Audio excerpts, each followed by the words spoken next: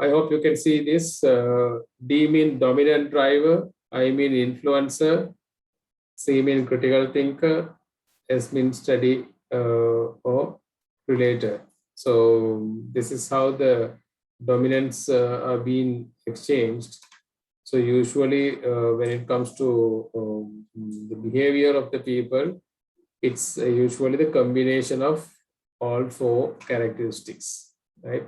So dominant is direct and they are highly decisive people, um, and uh, and mainly the task-oriented people, which is usually the mix of C and D, are the task-oriented people. They always wanted to be correct. I mean, the C or the C mean usually we discuss about this one. Right?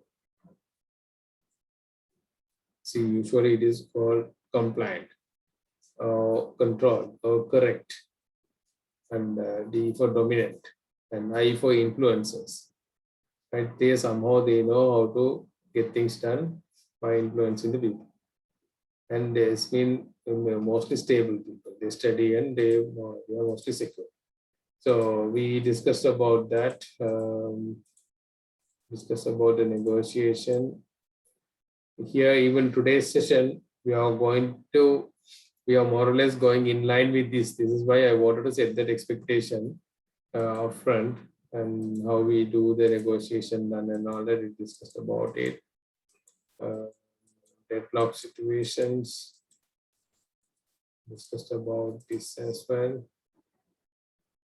Also, spot check that we did. We did strengths and weakness about which dominant people, influencers, steady and compliant people. Dominant people are mostly independent. They are highly decisive people, and they are determined and they are good communicators. Sorry, the communicators are influencers. The weaknesses of they have trouble in operating with others, does not take time to consider others' perspective.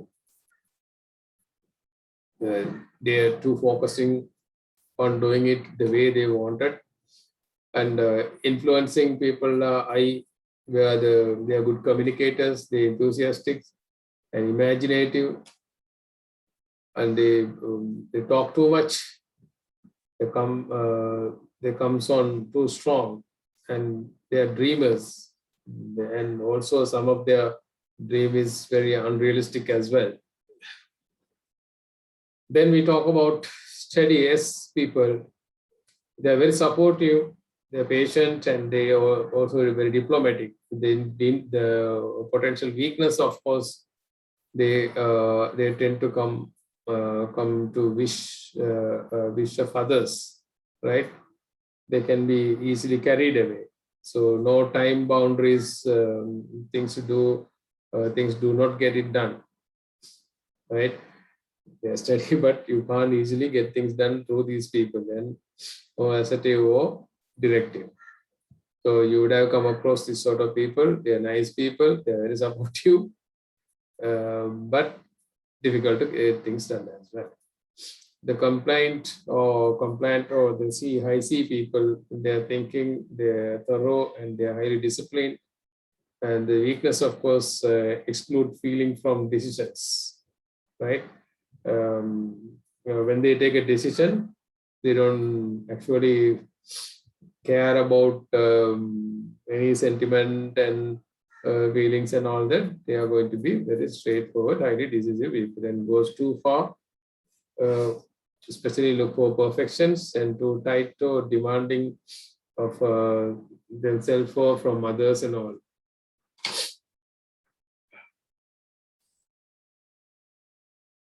We also discussed about impress the customer, body language, and also characteristics of successful negotiators. All these we covered. So why I am showing you these things was, this is kind of going to continue. Okay, so that's what we discussed last week. Now coming to our marking sheet that I explained. So ABCD. So this ABCD, you can change it to DISC.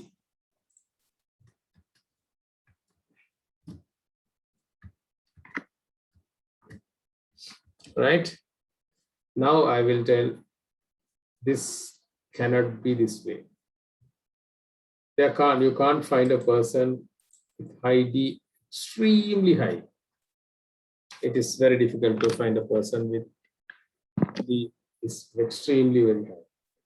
So I don't think this is the right answer which is given by them, because the problem is if you are not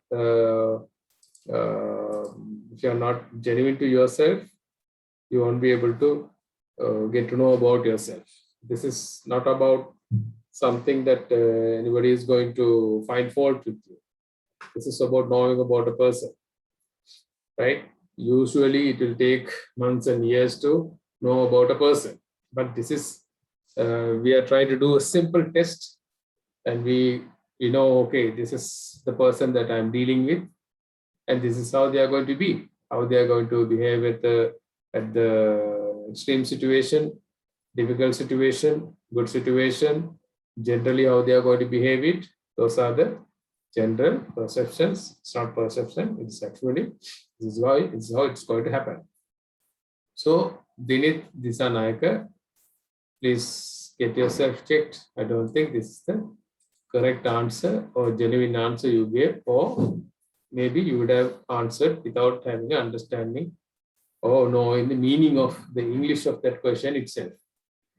So this one, sorry to say, you cannot accept this as a valid answer, because there's some or the other way, because there will be a balance. Next one, Maduranga.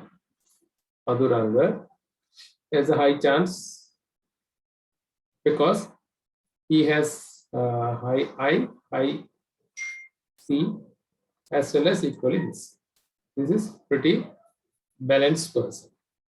But you have to look at the this rule. Let me take that also here. Keep it here so that you can compare with this. What sort of personality? Now, if you take this, I hope you can see this the Excel sheet with disk itself appearing, right? So D10, I11, C11. So the combination either this way or this way. It will not be this way. So the D high, I high. He can be a influencer. Madhuranga, you could be a good influencer, and you could be a good critical thinker, and you have some sort of a balance to drive it. So it's a good interpersonal skills plus some sort of a leadership skills, but not into the leadership position, but operationally very influential. Plus, you can have a kind of a balanced approach with many people, maintain a good rapport relationship with many people. Now, Tanya, usually we will find girls or females, their decision making is very sharp with compared to the males. The female side decision making is always sharp. So you will find most of the time they will get, I mean that the brilliant students, they will have this also, always carrying high marks in the D as well. It doesn't mean that others are not brilliant, but when it comes to decisiveness, you will see some are very clever. But on the other hand, again, you have C on a high side and S more than C, the I on a high side. So you can be a good influencer and having a good decision. So 16 and above. Did I tell you that 16 is something, the benchmark, where even the Bill Gates or the scientists, even the leaders, most of the US presidents, they had D16. That's why I showed you the speech of Donald Trump as well, because he was purposely picking up the term from high D people, because he has to prove whether he is the actually high D or not. He has to prove that he has high D. That's why he is picking up that term. Otherwise, he cannot be fit into that. So high D is a good characteristic. Now, 9 Fernando, 10, 19D, 10S. So there's no use of having very high D, and second majority goes to S. There is no use. Now I'm not blaming you. I'm saying that you got to improve. The relationship built either this way or this way, not across. Got to look at what all are the characteristics that you are you can improve either this way or this way, right? Decision making, going into more detailed information, you can be fooled around very quickly, because there's high chance, if you are given the correct information, there's high chance you can come to the leadership. You can be misused like anything. You can be fooled around like anything. People see you in the outlook, see you as you have good leadership skills, but you can be fooled around like anything because you have a very low C. Can't be. This can't be like this, right? If you had 10C, of course, I would have compensated you. Yes, you have a good decision making, plus you have a good knowledge in terms of that particular subject. But this is not a good idea. You have second S mean, second majority S mean, there's no use of that. The third part is the influencing part. So you are going to be either influenced by someone or you are going to be fooled around by someone. Remember. Nalini, can I see your face?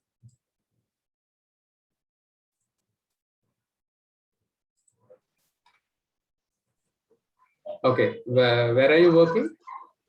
At a NGO, sir.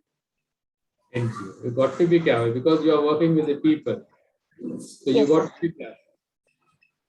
Because the high risk that you are facing, you can be fooled around by people because you don't tend to carry much information. Then people can influence you in a different. You are an influencer, but you can influence and get things done, but you don't have right information. හරියට ශාස්ත්‍ර කියනවා වගේ වාට දැනෙන්න පුළුවන් දැන් මම කියන දේ. Right? Okay. But this is true. Okay, but sir. Information what you given is correct. That means what I am saying is true. This is tested and proven. Next. Okay. This is Bambaradeniya. Again, I don't know whether you have actually done this calculation, because either you should balance yourself or you have to do it one more time. Make sure you give the correct statistics to get the correct marks, because C with 19D mean it is unimaginable to get a person to that level. Someone is crossing 13 mean he is something special. Difficult to find such people. But you are touching 19 mean it's a gift. Then you got to be supported by C, high C, and then high high I. So these two has to be there for you to perform well. Right here, what I see again, very low I, but comparatively you have high C. If compared to S, you have high C. Therefore, you can be influenced by with some sort of a knowledge. But this knowledge for you to listen to your own knowledge, you are not going to listen to you.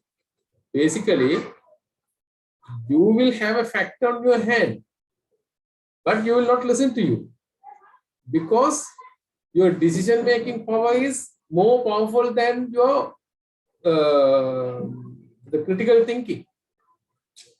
The balance has to come in. The equal is somewhat better, right? So you have to see where the weaknesses. There's no point you reduce your leadership or the dominant part. You have to increase this part.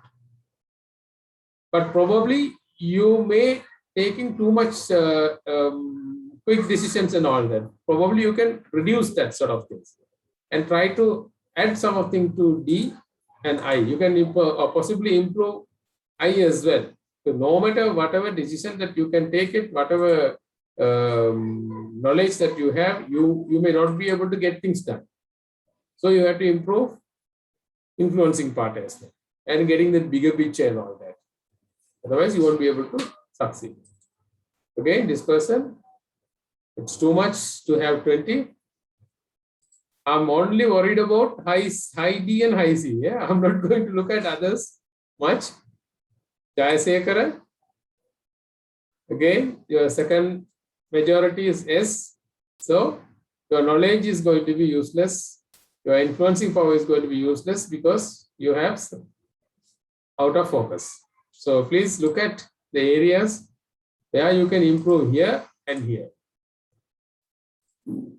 Now, in Diwali, you will be staying in one place because you have too much of knowledge, but you can't go anywhere because you cannot take a decision at all. So please look at this, how you can improve your decision-making power. Because C and S, yes, you are a too steady person, too knowledgeable, and you will stay at one place. You will not listen to anyone. You will keep on blame someone for not happening, someone for not doing anything, and you will not take any initiatives. So this is a kind of a pretty decent character. Either you have something, what's his name? Senaviratna. Can I see Senaviratna also? Hello, sir. I would like to see the prominent characters. It is not about good or bad, but pretty balanced. I can't see. Senaviratna? Yes, sir. Hello. Yeah, I can't see your face.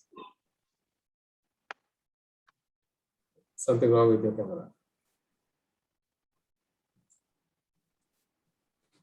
Okay. All right. Okay. Good. So, yeah, pretty decent character because you have a high influence. You can put up a bigger picture. I mean, that I can imagine if I let you do a presentation, you do a perfect presentation and you know how to convince and you know how to get out of that. So, but still you can improve certain areas. Yeah, I think there is nothing much to blame. You have your own domain. So likewise, I can pick up this character also as kind of a pretty balanced, have some influence, but then again, high C and high I. There is a kind of imbalance. You got to improve either this side or this side. You have to look at and try to bring in the balance. This is also a good character. Then again, you have high S, low C. Because when you have high D, it has to be supported by C and I. Then you can perform very well. These two can work together. These two can work together. When the highest part is coming here, you should be supported by either this or this. If this is high, then it is difficult to get the balance for you. This is pretty okay, but then again, the highest part is S. So you are going to be mainly influence this influencer plus study, but more than decision. Even though you have These two, no?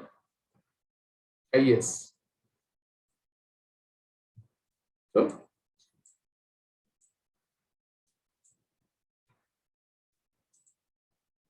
okay, I hope you know how to get it, right? Anyone want to get special attention?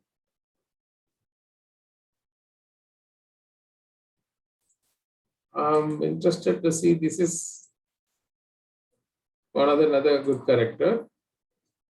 Asandi Jayasiku. One.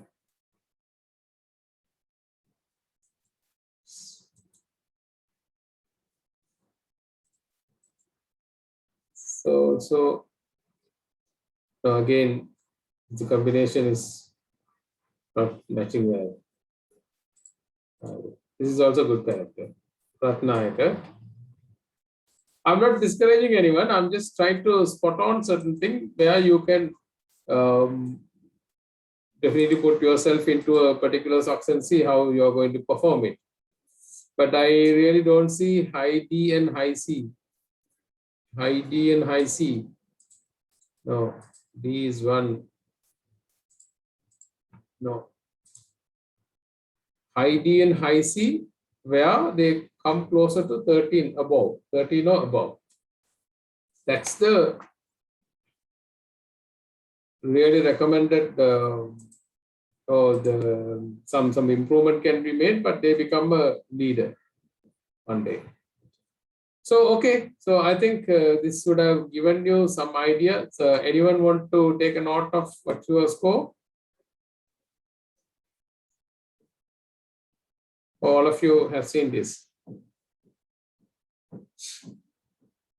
This is based on what you have submitted, which is extracted into that Excel sheet. Okay, so let's get on with today's session.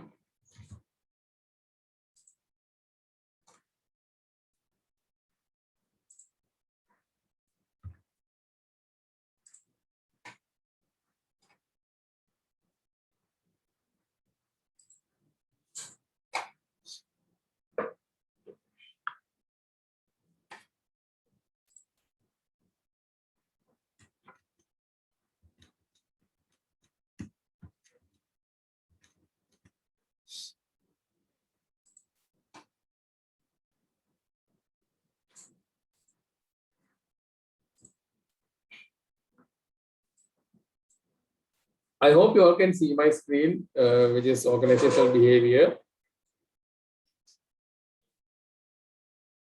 Today that we are going to learn about organization behavior, which is talking about today's session. We are mainly focusing on the conflict and conflict management. Generally, the conflicts conflict are the natural in all our day-to-day activities. So the daily life that both at can be workplace, at home. Its conflict generally occurs when individual or groups are not obtaining what they need to or what they are seeking in their own interest or whatever. So this is what we are going to look at for next 2.5 hours during the session today. And in today's session, I'm going to cover about views of conflicts, characteristics, source of conflicts, functional and dysfunctional conflict, and levels and types of conflict and ways to manage conflict, tips for managing conflicts in communication and conflict management, and then just about conclusions. Let's look at the introduction. So in this slide, you might find little bit realignment because I changed it to the 14:9 later stage, so I couldn't adjust it. So sorry about it. But I had to take this session. This was actually the unplanned one for me. I was supposed to take, I think, two weeks later. So then all of a sudden I have to prepare myself to do this session. So therefore, there was some sort of a lack of preparation, but I managed to do the basics, but certain the disciplines like the formatting and all that, which was not taken place. Let's look at this concept of conflict, and it is a controversial part where generally the psychologists and sociologists have given a different meaning. It's generally it's being defined as a process by few, and those are obstructive behaviors who used to create that obstructive behaviors, and it is usually the goal that they are trying to achieve are incompatible by others. So those are the areas where we see the conflict, right? These conflicts are all natural in all walks and in our day-to-day life as well. It can be at both workplace or at home. This conflict is ever present and both charming and maddening, but its conflict is a complex and it's always used to be a big subject. So there are many sources of conflict. Which conflicts occurs when an individual or groups are not obtaining what they need and what they are seeking, and for their respective interests. So we take this conflict as a process where the perception or the real achievement that they wanted to achieve it, which leads to a disruption or desirable state of harmony or the stability in where there are dependencies in the world that we are talking about. So when there's a dependency, all these situations typically occurs.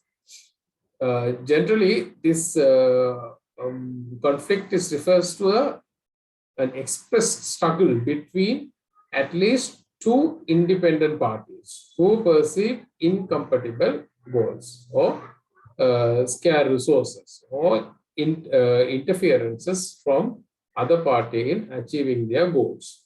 It's usually conflict can express a process where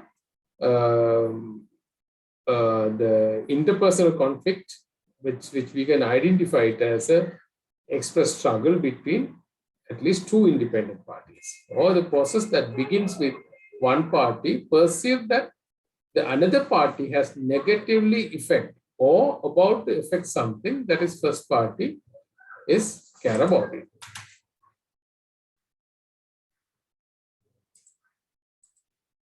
Now, let me check the recording has started.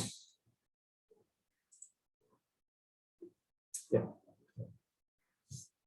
So what are we? What is this conflict now? These psychologists normally they have given a different meaning for this conflict.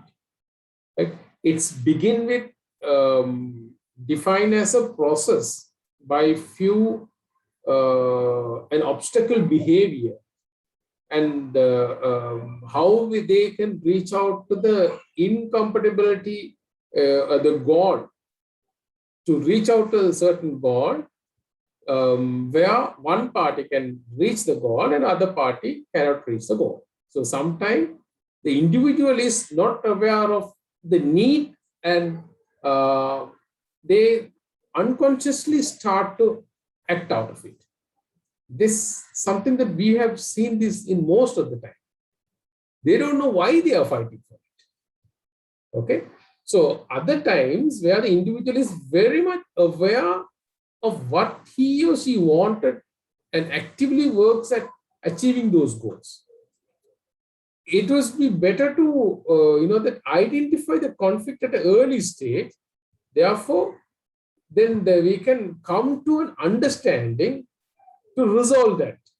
So some elements of communication, like the shared understanding that there is a disagreement, and there's a well-being of the people involved. We need to be depend on each other in some of the way that this doesn't mean that they have to have an equal power. And some of the managers, the subordinates can be equally as interdependent as married couple also. because you can't break those things, right? You would have seen that it happens everywhere. Even a newly married couple, and they were being lovers for years and years, and they would have never come across any issues and challenges. Then finally, once they get married, start living, then they've come across various issues and conflicts. So they are competing for sometimes for the same resources. Because now it become very common because we all stay at home and we have a limited resources and all that. I'm sure many of you all would have come across this sort of situation. So each perceive that others' interest interfering with the achievement of their goals. So this is one of the reasons why this sort of issues are or the conflict situation to come in. Now, how we view this conflict? There are, as we have already defined, what does it mean by conflict? Now we are getting into three different views of a conflict. How do we have evolved this throughout the time? The first view of conflict is the first research about conflict started in 1930s, where that's where the traditional views start. Then we move into the human relations view. So let's look at the traditional view, and it says that the conflicts are bad and harmful, and it should be avoided. So that the conflict is dysfunctional. You can overcome. It is usually it is an outcome of poor communication, or it is usually happen when managers fail to respond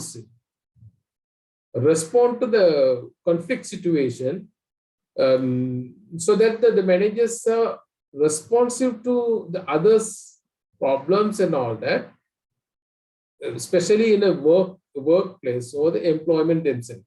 So here we are going to look at this. You have grasped already about this. These sort of conflicts cannot be applied in nowadays scenario. Some of the situations cannot be applied in the current scenario as well. So you can see here the this part. I'm going to show you how the managers are realized that some level of conflict is inevitable in the workplaces, and that's what we are getting into most of the interactions during the session today. So the interactions, of course, what we want to show is the sense of harmonies and how we can increase the cooperative environment in terms of conflict management things, and then managers how they are failing to respond to it and so on. So we are going to look at on those points and look at the source of conflicts.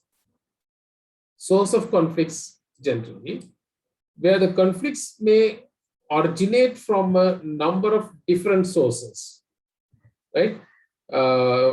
It differs in the information and the beliefs, values, interests, or the desires. If you look at this goal of incompatibility and differentiation, where the organizational sources of conflicts occur when the departments are differentiated in their goals. So different departments have a different goal, may lead to a conflict situation because they have to work together. Then the independence part, where the dependency as well as independence, how we are going to set those things, right? Most of the time we get lock ourselves with the dependencies because somebody need to finish one work in order for the next person to continue their work. So these dependencies or interdependencies within the organization or within the department itself, where it describes the extent to which the employees are rely on other employees to get their work done. That's where we get that dependency issue. When it comes to uncertainty and the resource scarcity, that's also one of the reasons why we are going across or coming across such situations. So we talk about how they're becoming stressful when they try to do some work, and we are going to talk about it's their organization and how we can manage the conflict situation in a scenario like this. So functional and dysfunctional conflicts. So functional conflicts. So the functional conflicts is a term because it is in line with the policies and goals of the organization. It also can increase the productivity, and it can motivate the employees to find creative solutions for the problems and in their hand itself. So on the other hand, dysfunctional conflicts can arise from personal differences and non-work related issues such as different beliefs on the systems and so on. So the functional systems are it is in line with the policies of the goals of the organizations, and non-dysfunctional conflicts are generally in the conflict which can arise from the differences in the non-work related activities. So you got to understand those two parts very clearly. It is functional conflicts, it's work towards goal of the organization. Non-functional or dysfunctional conflict, it blocks an organization or group from reaching out to the goal. Let's look at this functional conflict. The functional conflicts is usually it's constructive, and it increases the information and the idea, and also it encourages the innovative thinking and so on. Now, this sort of the functional conflict, it is usually that support the goal of the group to improve their job performance. For example,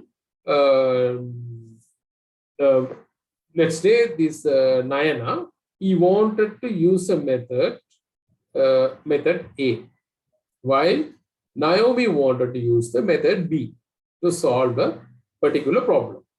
In this situation, Nayana and Naomi have functional conflict because the group will discuss and come up with the final decision so that it can help to achieve the goal even sometime much better way, so that it will be a functional conflict. So the functional conflict usually reduce the job performance sometimes, right? For example, Nayana wanted to exclude Naomi from a particular vendor meeting or some of the important meeting because Naomi usually come late to the meeting, because Nayana wanted to be so punctual and he wanted to ensure that this sort of matters are not entertained. So you got to attend the meeting on time. So this is the example to show us the Nayana has this functional conflict with Naomi, because it will be reducing the effectiveness of the job performance. Therefore, he wanted to ensure, okay, now she's always coming late, let's not bring her in, because if she joined halfway, she's going to ask those 10 questions again. It's going to disrupt the whole conversation. So what happens is, it is not going to help the group to achieve their goals, because even though she come late, she point out something which is really important for the organization to achieve their goals. But as they are unable to get this, Nayana did not invite her for the meeting, where he couldn't get that feedback from her. He's going to lose some of the benefits or the efficiency that they are going to bring in. Now, dysfunctional conflict is a kind of, we call it as a destructive conflict, which is that can lead to an overall decline in communication or performance of a group or even the organization. It's a kind of a tension or an anxiety or stress situation. It can drive out low conflict tolerant people, right? It's technically dysfunctional conflict can be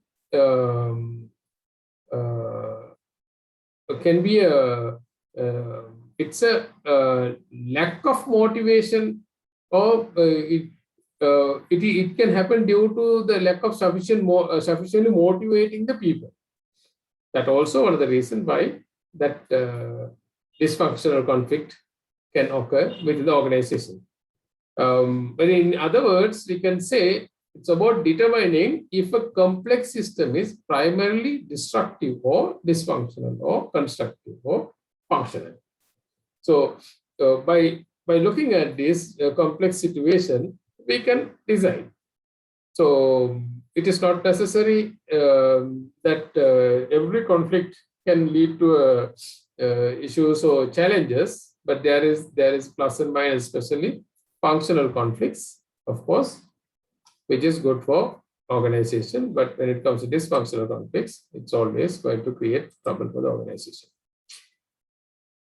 So levels and types of conflicts, when we talk about it, which conflicts within the organization can occur along with the vertical or the within the managers itself, or it can be a departmental or the horizontal, while within the work groups and so on of that particular organization.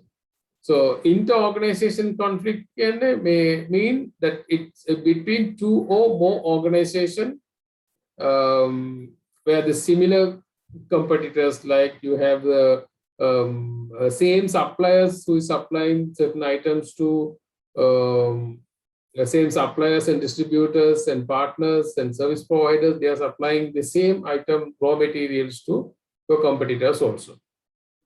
Then it become a the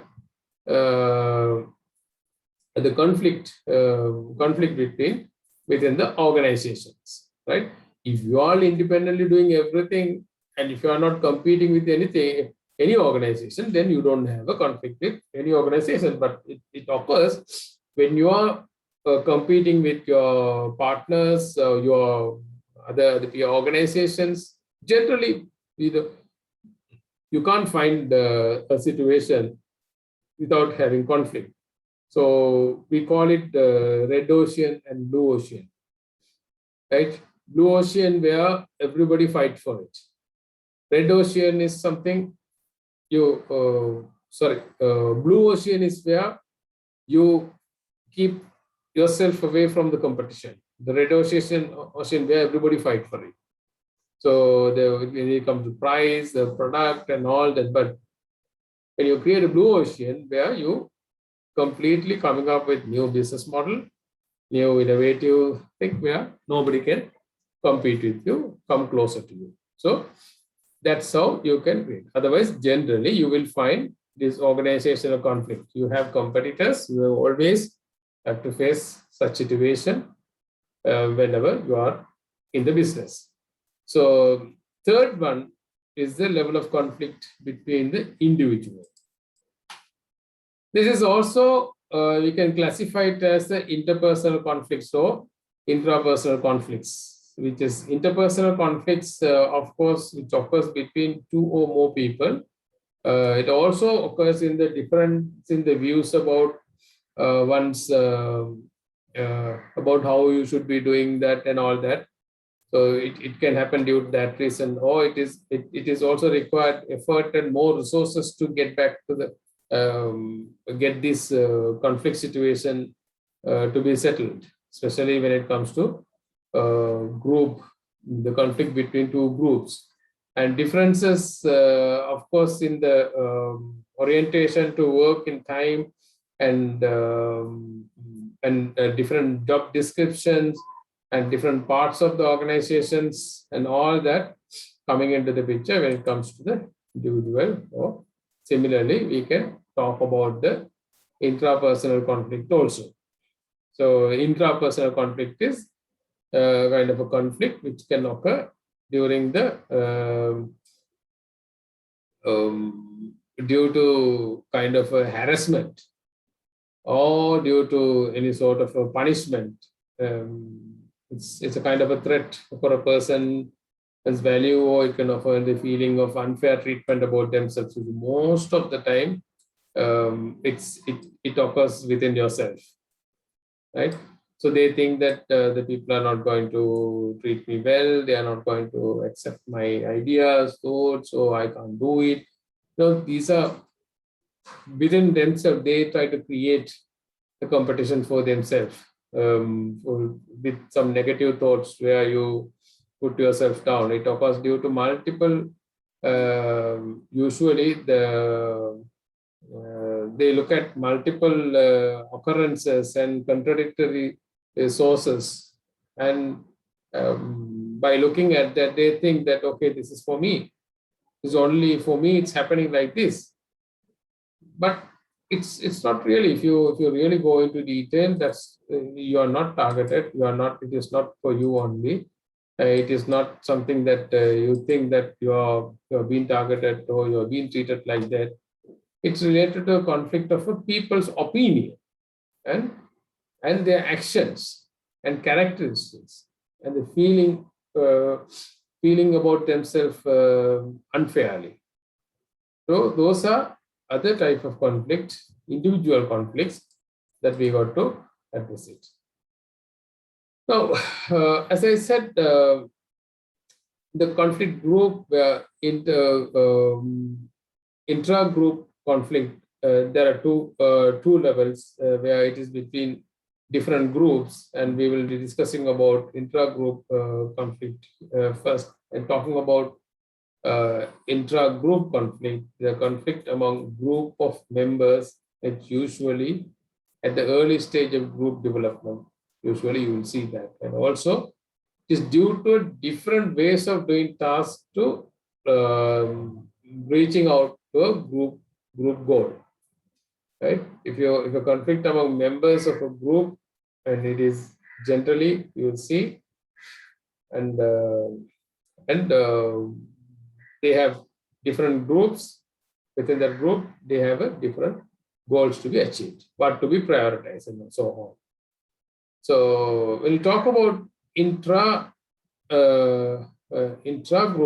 conflicts,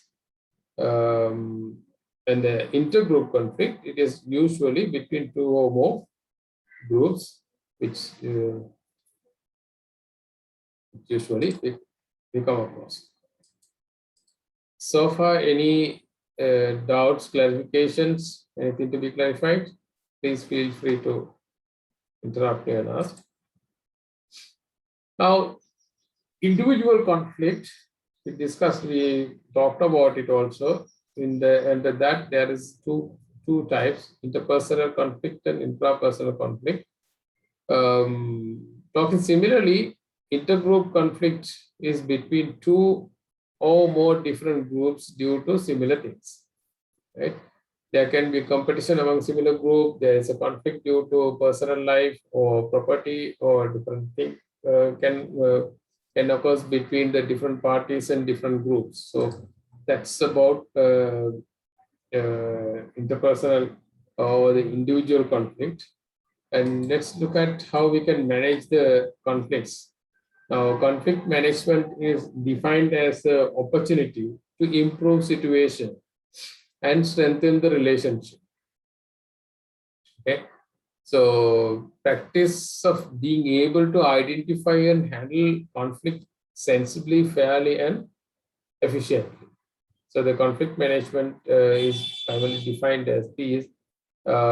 It's a practice being able to identify and handle the sensible and fairly and efficiently, since the conflict is in the business. Naturally, it's part of the workplace. You don't find a workplace without having this conflict of interest in anywhere in the world. So therefore, it is important that there is people who understand the conflict and know how to resolve them. And especially in today's market, more than ever, it is important for us to understand. Everyone is striving to show how valuable they are to the company and their work, and they at the time that they are going to spend, and this can lead to disputes with other members of the team members. That's very important, because the value of your time. At the same time, everybody try to show that show their valuable time and their valuable efforts and all that. Finally, you should be able to recognize everyone and should be able to understand the conflict at the early stage. Now, characteristics of conflict, of course, can you remember a conflict in your work team or workplace that has taken place recently? Anyone would like to share? Anyone would like to share your situation where you come across any conflict?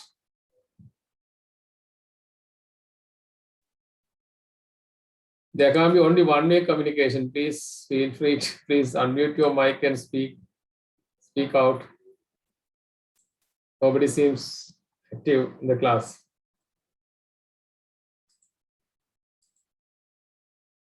There are how many? There are 37 students.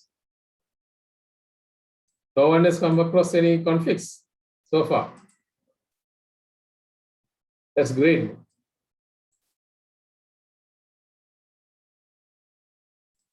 Then you don't need to study this. You don't need to be in this class, frankly.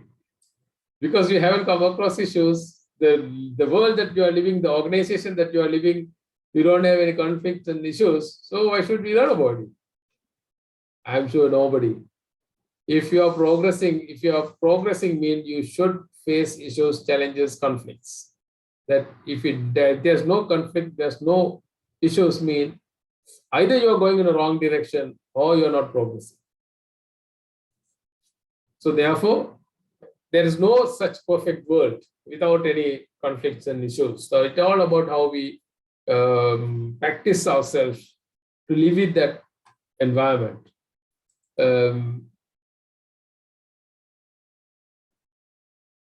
So that this every time the chances and probabilities are there to how well that you can handle those such situations when it come across your organization. It can be organization, it can be at home. There are 8 characteristics that that looks out to understand the conflict situation. If you are aware of those conflicts, you stay more reasonable when it arises, and it increases your chance of to get that positive outcome as well. Generally, the conflict occurs in layers. First layer is sort of misunderstanding, right? So we talk about the conflict as a process. The conflict which exists everywhere. No two persons are the same.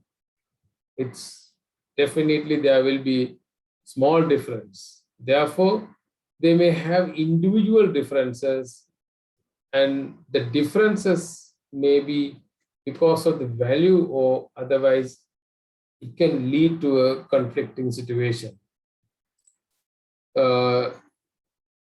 Then the conflict is normal, is part of life, where the group or the organization have unlimited needs and different values, but they might have different sources.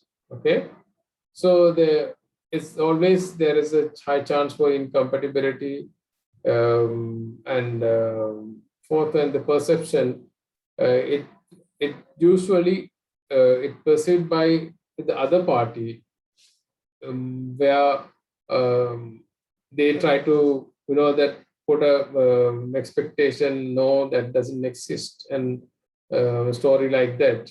So it's more or less the interpersonal interaction, or it's about important and reality. So this is the sort of perception that they are trying to create.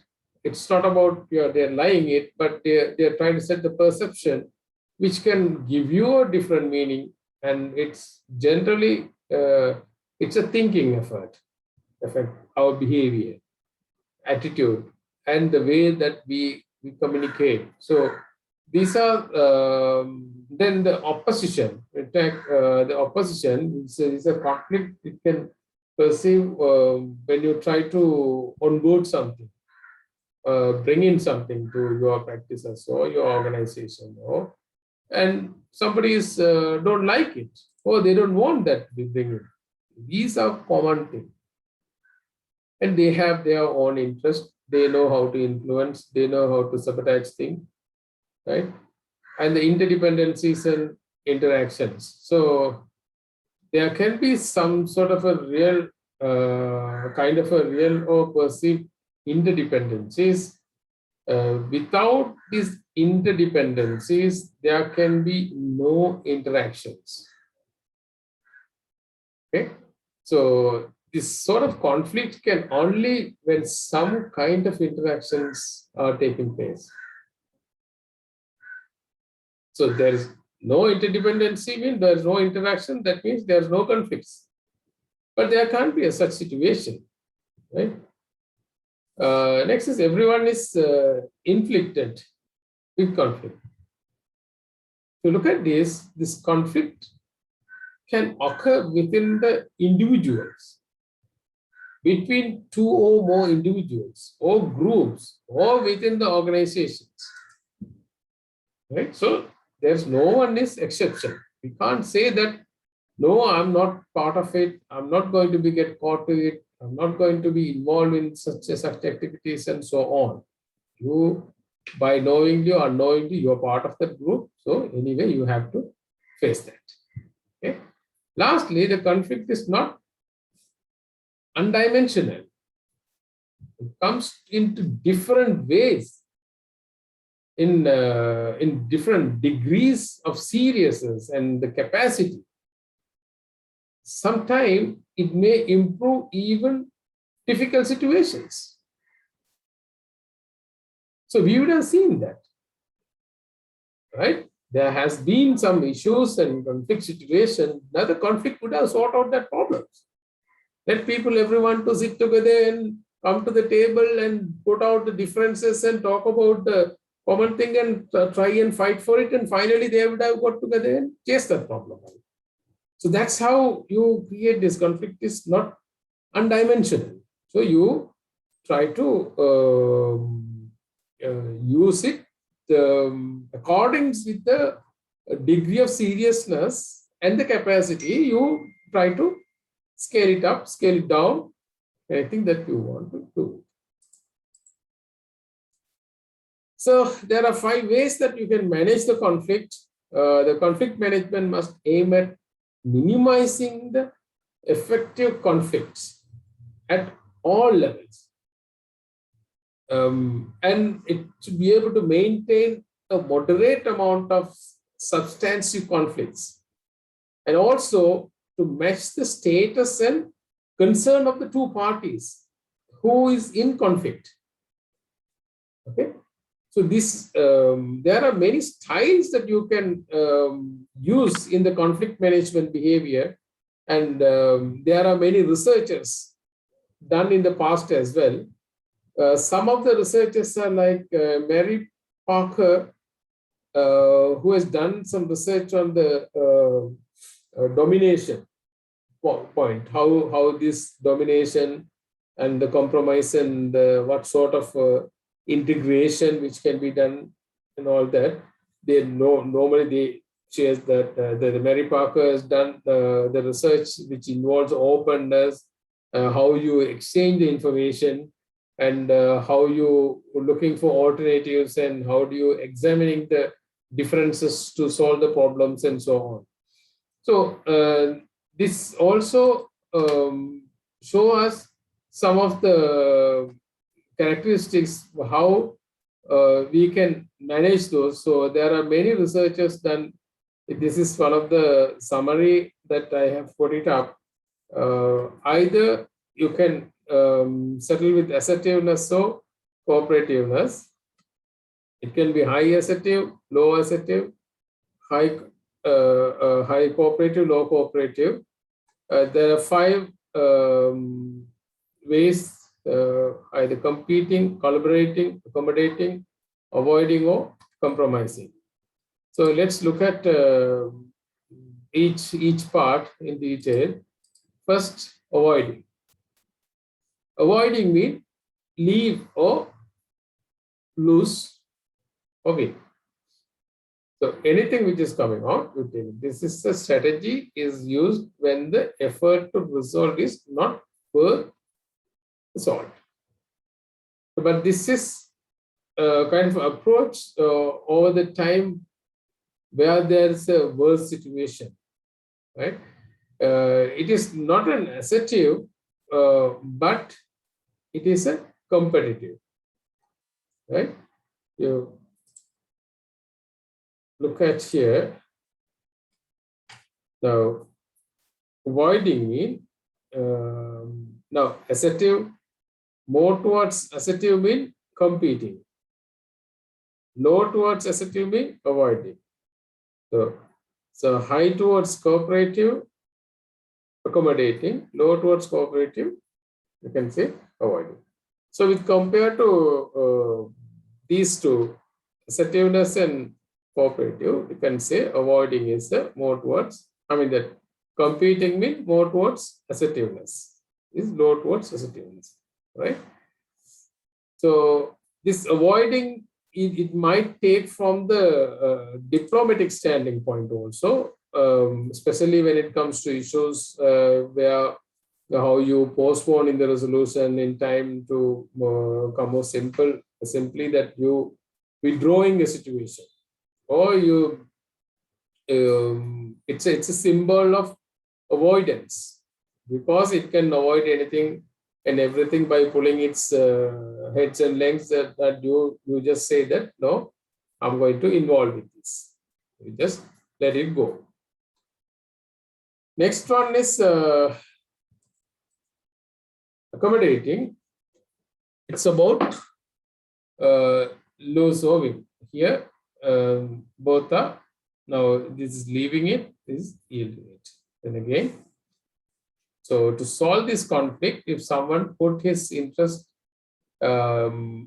last, so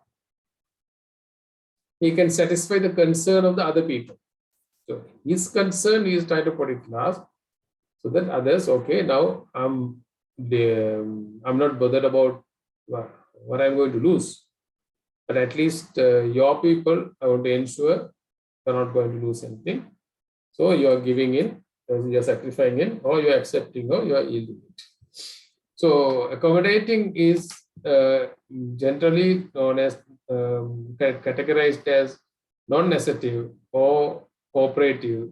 This is just the opposite of competing. To solve this sort of conflict, it is someone put his interest last so that it satisfies the concern of other people, and it's like giving and sacrificing and accepting and yielding it. So that's what. However, being too accommodative also, it can create a weaknesses, right? They might think that, okay, now you are just the moment somebody asks you, no, I need this, you're just okay, you take it, no problem. Then they might think, oh, you have a weakness. Why this guy is just suddenly giving it up? So that situation, your voice is never heard. They try to take the advantage. There will be a high relationship orientation also. This style is usually new approach. It is to use the, a lot of people are going to use that because it may solve the conflict for other party. Most of the people, they take that position because this style is, by using this style, you are not putting up the objection. Because when it comes to issues, somebody wanted to achieve this way and you are trying to say, no, it is wrong, you are trying to justify it, that means you are trying to put the objection to someone. The moment you put the objection, no matter whether you can be right, but other party is going to take it as, okay, now you have some personal interest or something that they are trying to put in.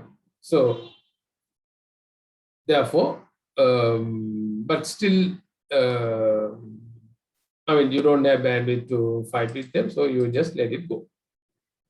Then the competing part, it's about either win or loss. This style is assertive and it's a non-cooperative. It's usually the person puts his interest before anyone else's interest.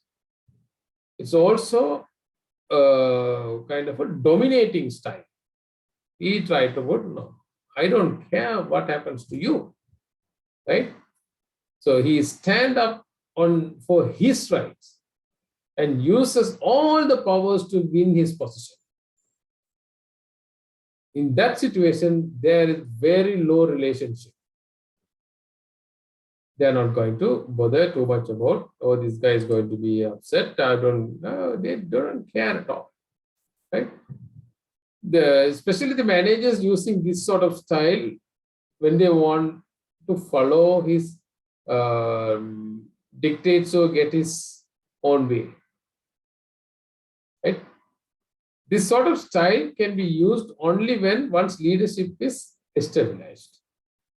You try to do that when you are at the weaker ground or when you're just trying to establish your positions and all that, you are going to be hammered by those other people. There would be a low relationship orientation in a where the lion can be a symbol, because they have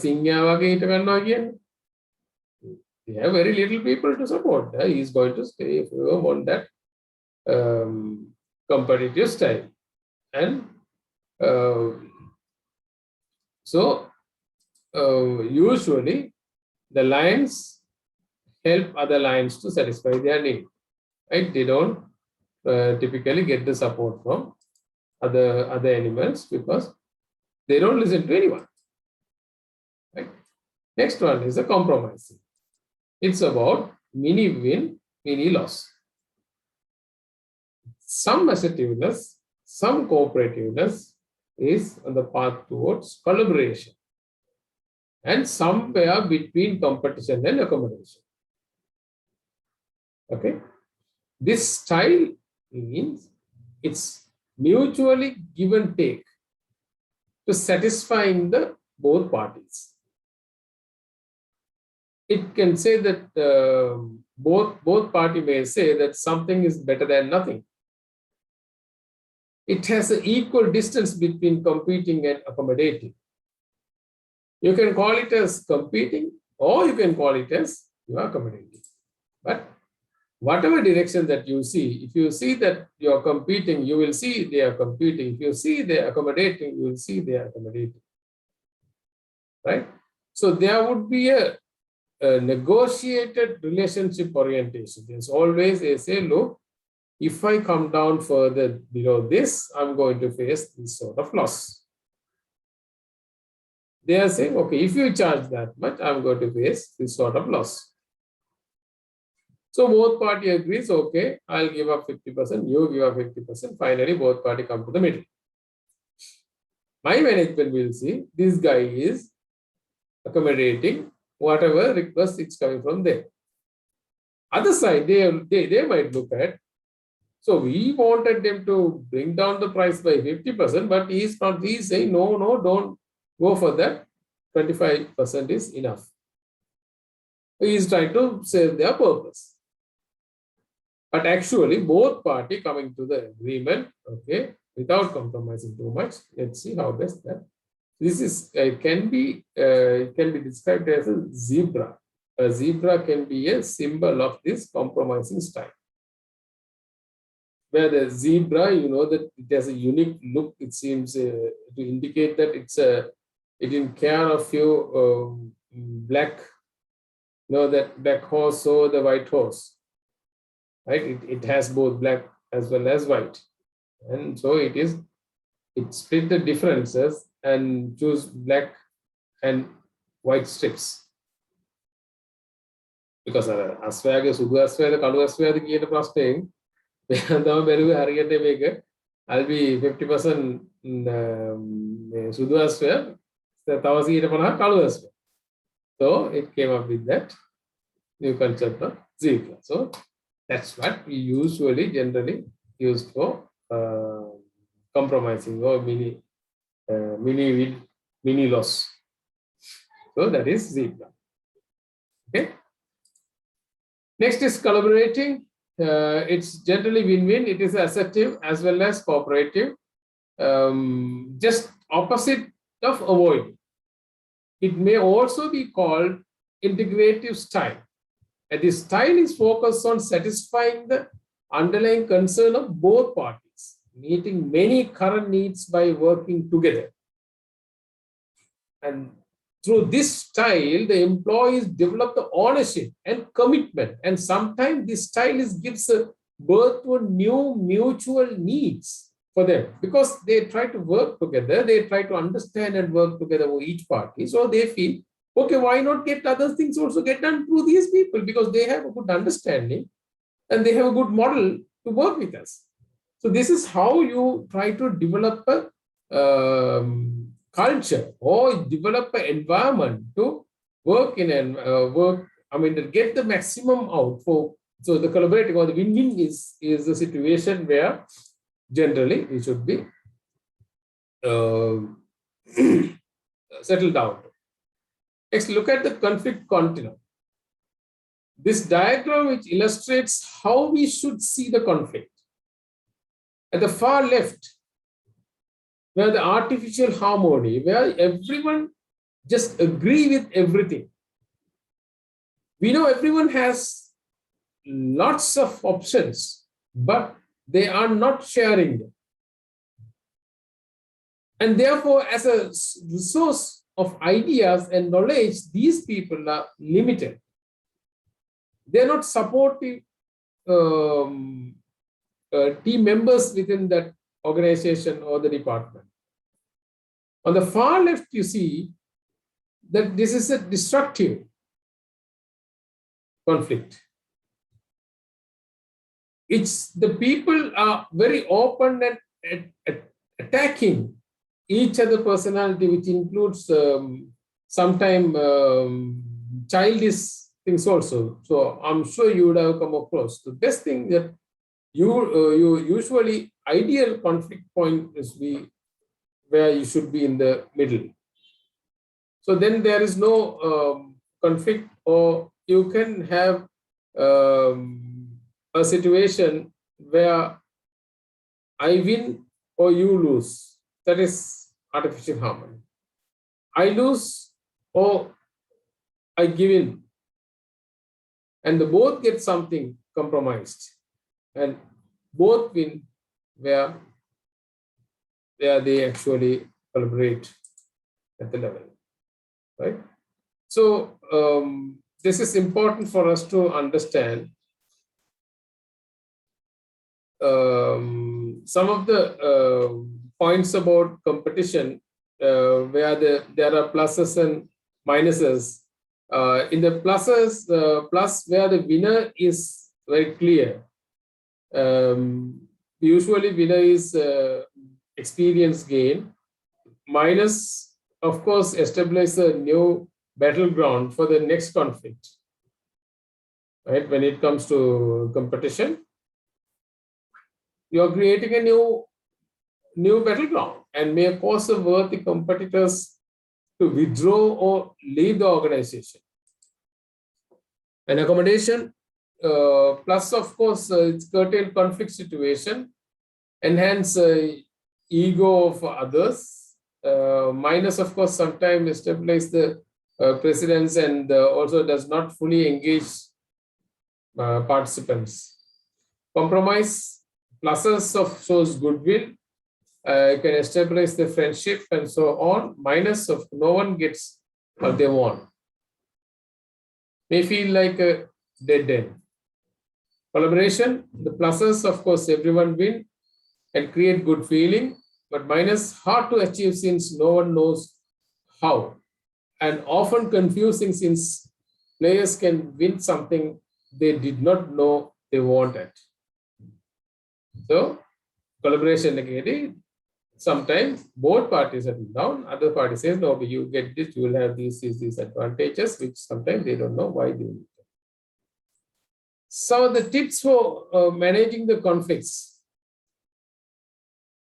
You can avoid feelings of perception that is imply the other person's is wrong or need to change.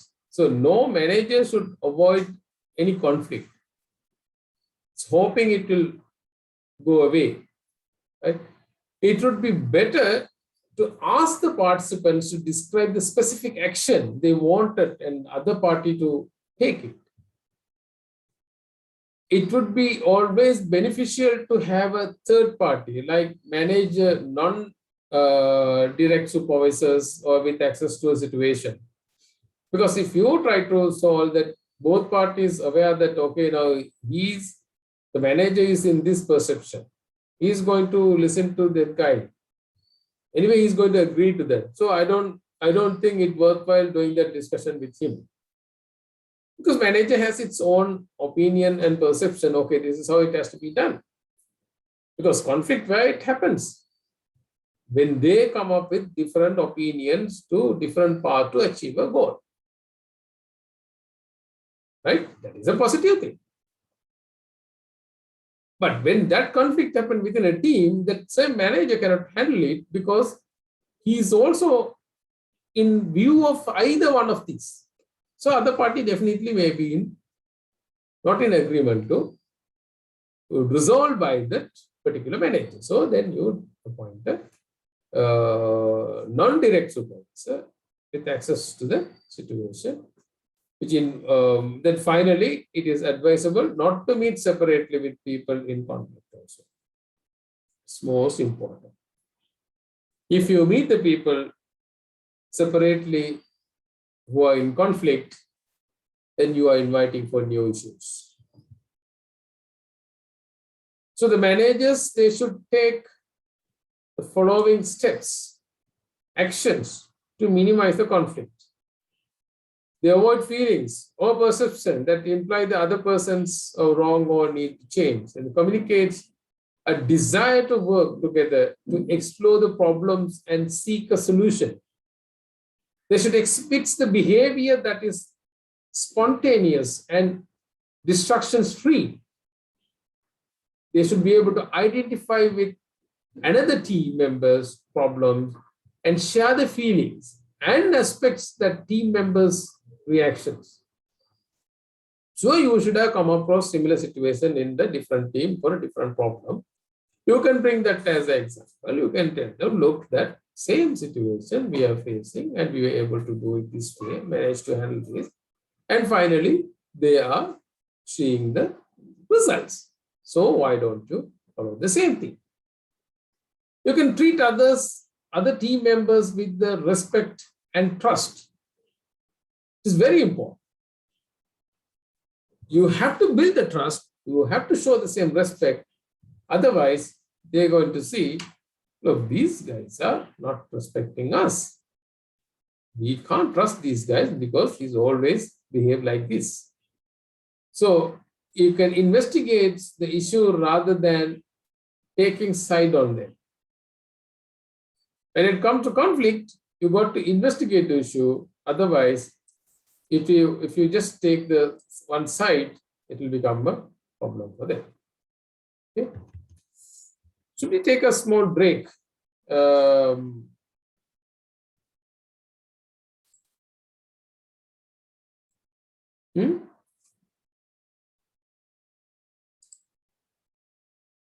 Are you all with me? Okay, sir. Or should we continue till 2 o'clock and take a break?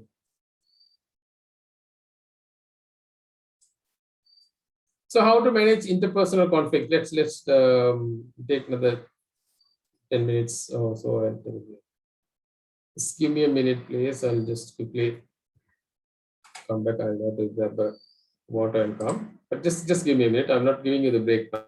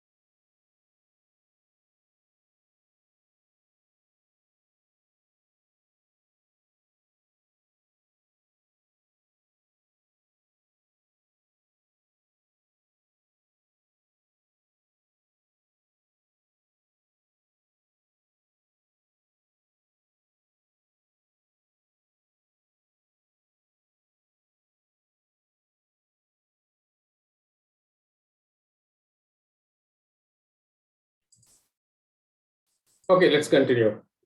Maybe we can continue for another 15-20 minutes and then take a break, small break, and then continue.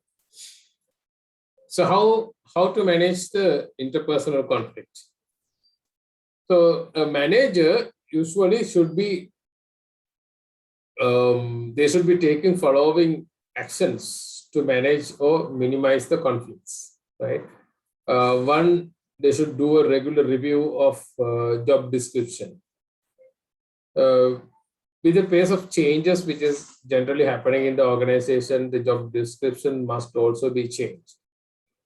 And then but this should be only this should happen when the job descriptions are regularly reviewed. But if you are not reviewing it, then you know that you can't change the description. The issue and the challenge is going to be that you would have been passing some of the works to someone to get this done, but typically gradually he would have taken off that particular responsibility for him. But actually that's not something that it's not there in their job description. So it can help establish rapport and build relationship with all your subordinates, and it's regular reports and trainings and mutual development of procedures and holding regular meetings and anonymous suggestions, and those are the skills or the ways that you can manage interpersonal conflicts. And when you establish the rapport building program with your subordinates, you have to first you need to meet them in at a regular intervals and ask them about how they achieve their problems and what are the challenges and so on. And then you should be able to get all managers to get together and get that work progress report about their subordinates. This should happen regularly, and you should be able to indicating their achievements and the current needs and what sort of future scenarios that they are focusing on each and every employee or the team members, right? And every managers, they need to provide their training plans, interpersonal communications schemes, and conflict management and delegation authorities. Those are very important and crucial when it comes to managing the interpersonal conflicts. And there are routine tasks that you should be developing, especially the procedures, how they should be developing and keeping in mind that how they used to receive or get the update from the employees, and you encourage them to write about what they usually do, right? Unless you have a KPI defined and job description is defined, and you may not be able to do such things. So you write a procedure as which should be distributed to all concerned parties. And if the concern or the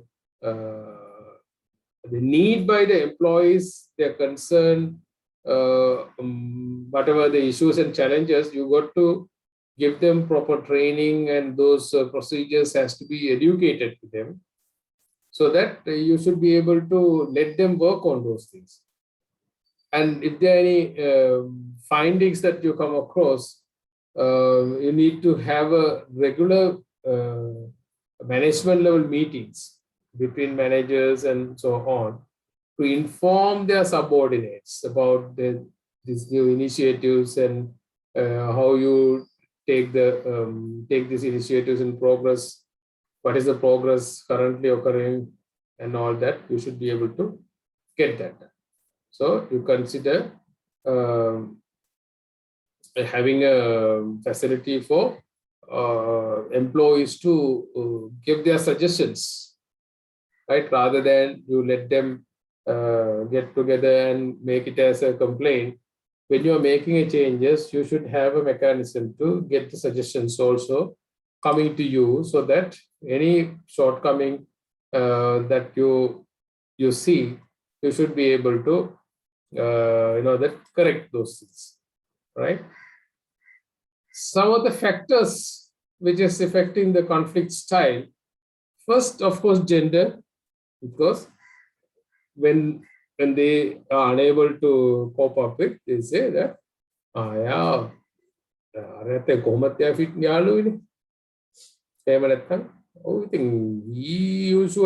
don't care about women. Either one of these.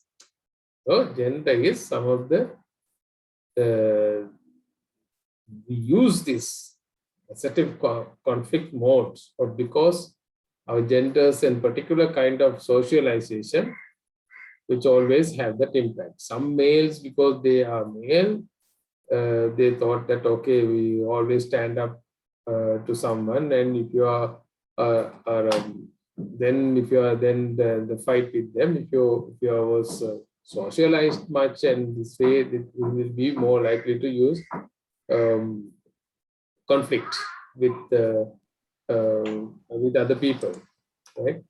Any doubts, clarifications? Excuse me, sir. Yeah. I'm talking about the previous slide. How to manage interpersonal conflicts. The last one was anonymous suggestion box. So how are you going to solve this kind of problems when somebody is putting in the complaint or some kind of a conflict or against somebody without putting their name? So how are you going to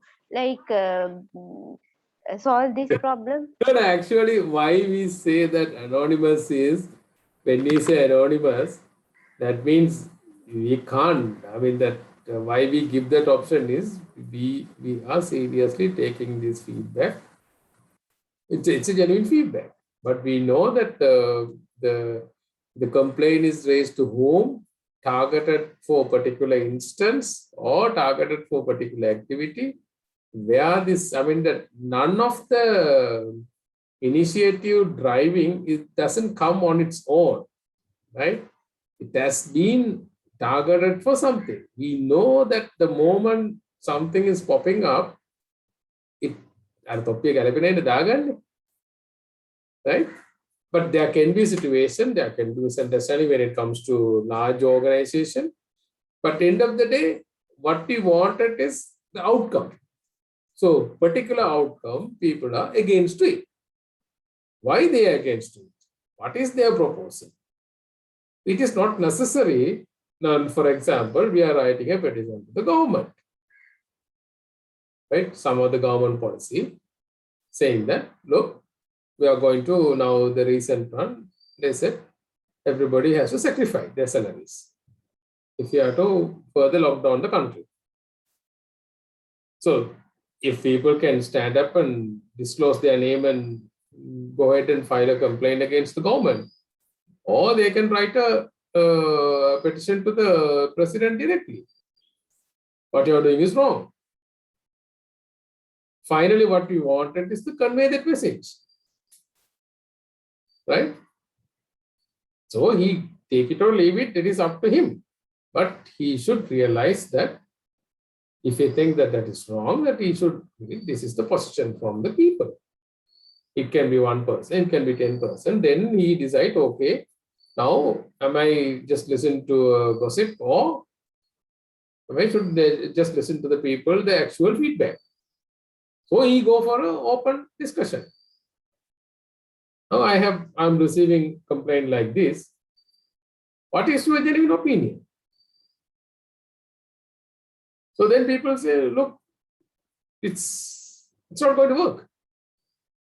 Or they will say, let's ask let's go to the parliament and get their opinion. Or let's go for a referendum. Anything that can apply. Either you stay on firm decision, for example, how are you going to manage the COVID situation? You can't go for a referendum.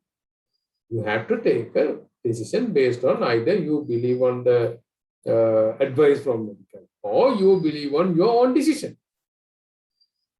If people are saying, no, what you are taking, whatever decision you are taking is wrong, or that's not the right way, it can fail. So better you take the advice from medical percentage. So then he can take a decision. Whether I'm going to completely give it to the medical authority, you recommend what we want, we will implement it. So you have to convey that message somehow. Or you can disclose your name. I'm the president of so-and-so, and I'm representing the community of maybe consist of all these medical association and blah, blah, blah, blah. And we are in the position of this. So either way you can do it. End of the day, because what will happen is, if you don't give them the option to report, then they get together, then they create a union, and then everybody get together and try to say, look, this is not the way to do it. If you let everybody to get together and come to the stage, then you have no choice than accept them. Because you as a manager, you have a responsibility to get the support from your subordinates. If all your subordinates come against you, then it will be a problem. Somebody has asked to copy the link. I will copy that link and come again.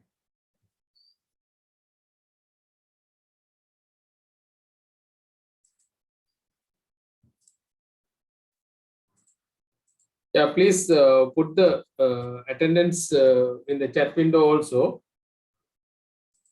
Right? So I hope it's clear to you. I understand where you're coming from. When I was explaining, I had at least 3-4 stories in my back of my mind. Right? Those are we usually go through on a day-to-day life. Right? Right. So then we discuss about the gender and then self-concept, where the way we think and feel about ourselves and opinion is about others affect as how we should approach a conflict with other person. So the moment we should not be carried away by others' thought. That is the bottom line. I'm sure everybody would have come across such situation. I usually sit in at least one important meeting for a day. I have to take at least 3 or 5 important decisions. I would definitely have minimum 3 options to choose. Any decision, any position that I'm going to take, it's going to have impact on the other 2 parties. It's unavoidable. But still, I'll ensure I'll not be carried away by someone. That is the bottom line that I used to take. Everybody has their own freedom to put their thoughts, suggestions, their views, and all that. But I have to ensure I'm not carried away by someone else's influence or decision. Then anything coming out has some meaning, has some ground. Otherwise, what will happen is somebody try to influence our decision and they have their own hidden agenda or some good intention, whatever good intention, it's fine. But the good intention itself can have its own drawbacks, which he would have not thought about. The other party would have thought about it. So, the moment you carried away by someone's decision, then you are not going to take a right decision. That means it may be right, it may be wrong. But if you take a right decision, by having a proper understanding, this is why we have learned that this model and all that, how you take your decision. In order for you to take the decision, you should have that high D. If you don't have that high D, and if you have other stuff more than your D, it all depends on which characteristic that you have as a highest component, which is going to influence your decision. Okay. So that's what about self-concept, and then the expectation, where if we believe that our team or the other persons want to resolve the conflict, we would positively resolve the conflict or not. Right? So we have to understand whether next party, whether they really wanted to solve this problem or not. It's also almost every day that I was mentioning about 3 major issues or problems. One of these is the conflict, whether the other party wanted to fix this problem or not. That we have to understand from as a first point. Somebody will always wanted that problem to be carried away to the next step, or let it continue until the next meeting. Then you should know, how do you interfere into such situation? How do you take that control and drive it and make sure that doesn't happen? They don't achieve their goals. Because most of the time we have seen that decision making is more crucial here, and there will be conflict. Conflict can happen for various reasons. Maybe that the team who is sitting here, they don't like the other party who is competing or who is actually becoming a partner of one of the engagement. So they don't want to give it to them, or they want to give them the tough time. But they don't care. Due to that conflict, it's going to have an impact on their workload, their performance, their targets. They won't be able to progress it. They don't care about those things. Then you should know how to handle such situation. And then the positioning and the power. Where do you stand yourself when it comes to power and your relationship with the persons? you know that you are in a position where you can take the decision, you have the decision making power, and you have a conflict of interest with the person, then you won't be able to take a right decision. So it means that whether the other man is equal to you, or it's more than or less than uh, you or us in the status.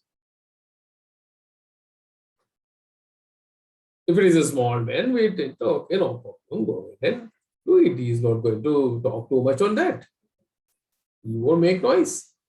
Just go ahead and get it done. But that's not reasonable. When you are taking the decision, when you are handling such conflict situation, you got to know that, have that clear understanding. I am going to be the judge here. I'm going to take a decision based on the facts and what is important, and I don't care what is the status of this person, that person, and all that. If you have that sort of inferiority complex and all that, then you won't be able to take a right call. And then next point is the life experience. Yeah, through the knowledge and experience, we might have gained the skills about conflicts. Hold on, there's the link that I have shared. It is not. I don't know, it's not gone.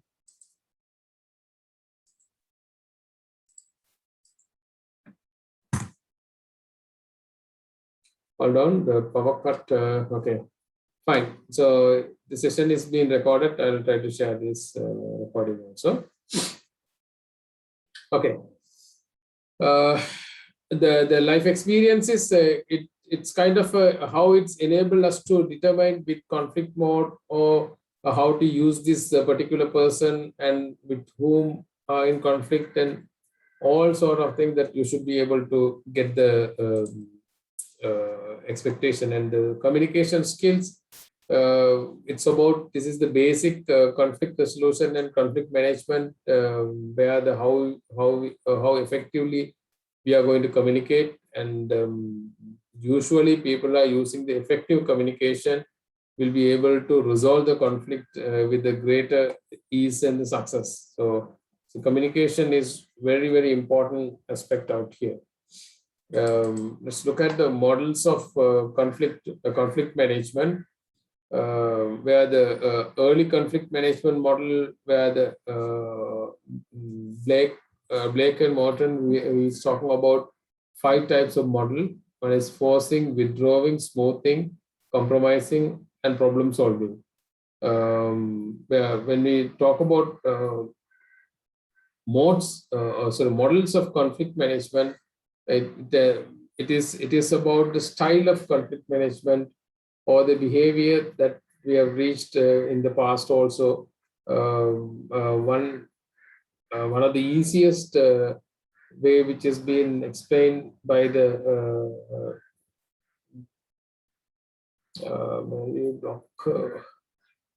Black and Morton. This is generally it was somewhere in 1964, as you can see. It's about we're talking about this Black and Morton is the first person to conceptualize the scheme of classifying these models, and how we can handle these interpersonal conflicts. So those 5 steps that, as you can see. Second one, of course, Cone and Poole model. Cone and Poole model, which was introduced in 2000, which is a similar system of group conflict management, where they also discuss about two models, which is about disruptive and integrative, where the disruptive mean like it's about how we are going to approach this conflict, and how are you going to distribute into the conflicts among many people,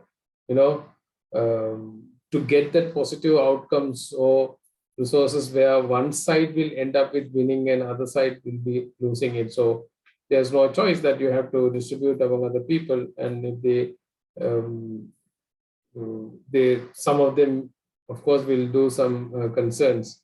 When it comes to integrative approach, where we are talking about the group of people, how they utilize the integrative model to see all this conflict as chance. Then how they can integrate the needs and concern of both groups and then make the best outcome.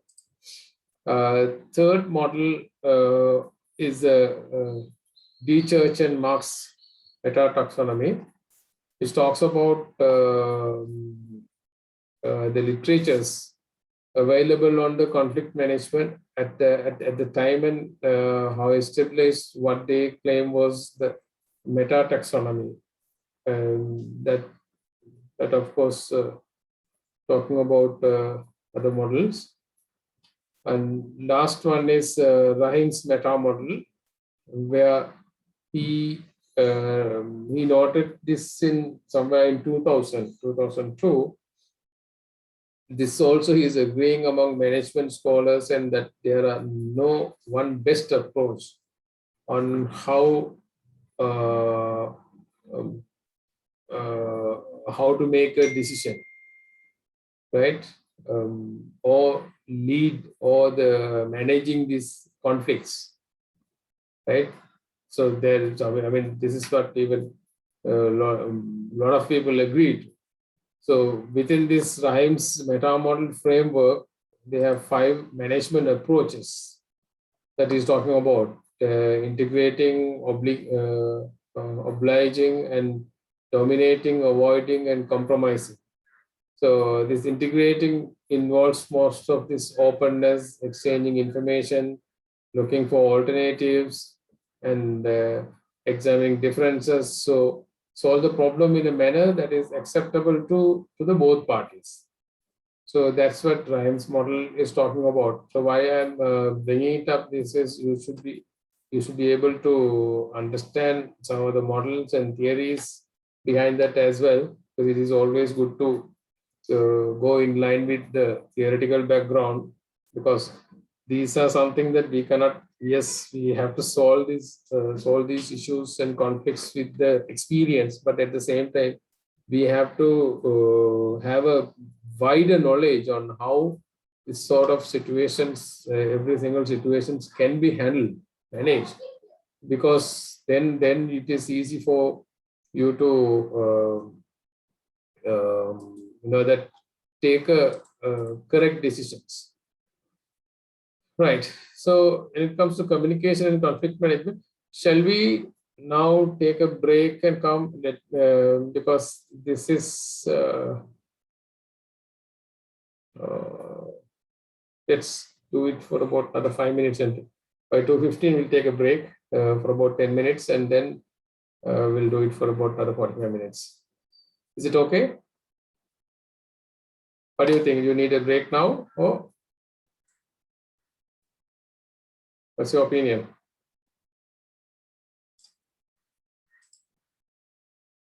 I'll go with your choice. Are you all with me? Yes, sir, we'll get a break. Okay. Fine. So let's have a short break, and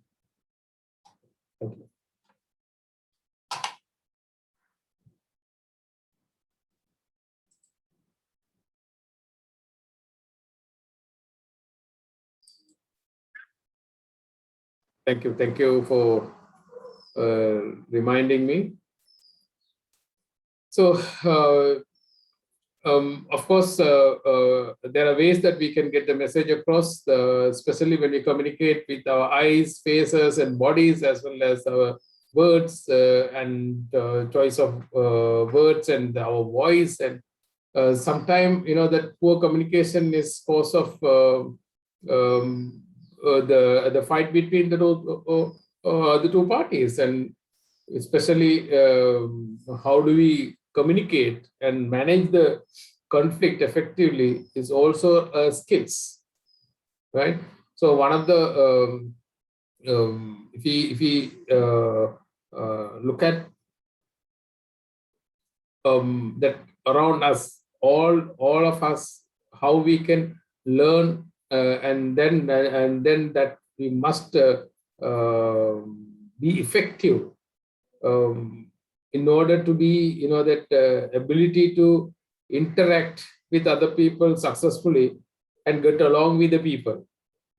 And people is mostly critical elements of especially when it comes to the people's skills is very, very important. We cannot hope to achieve this kind of people with good skills, the communication skills. We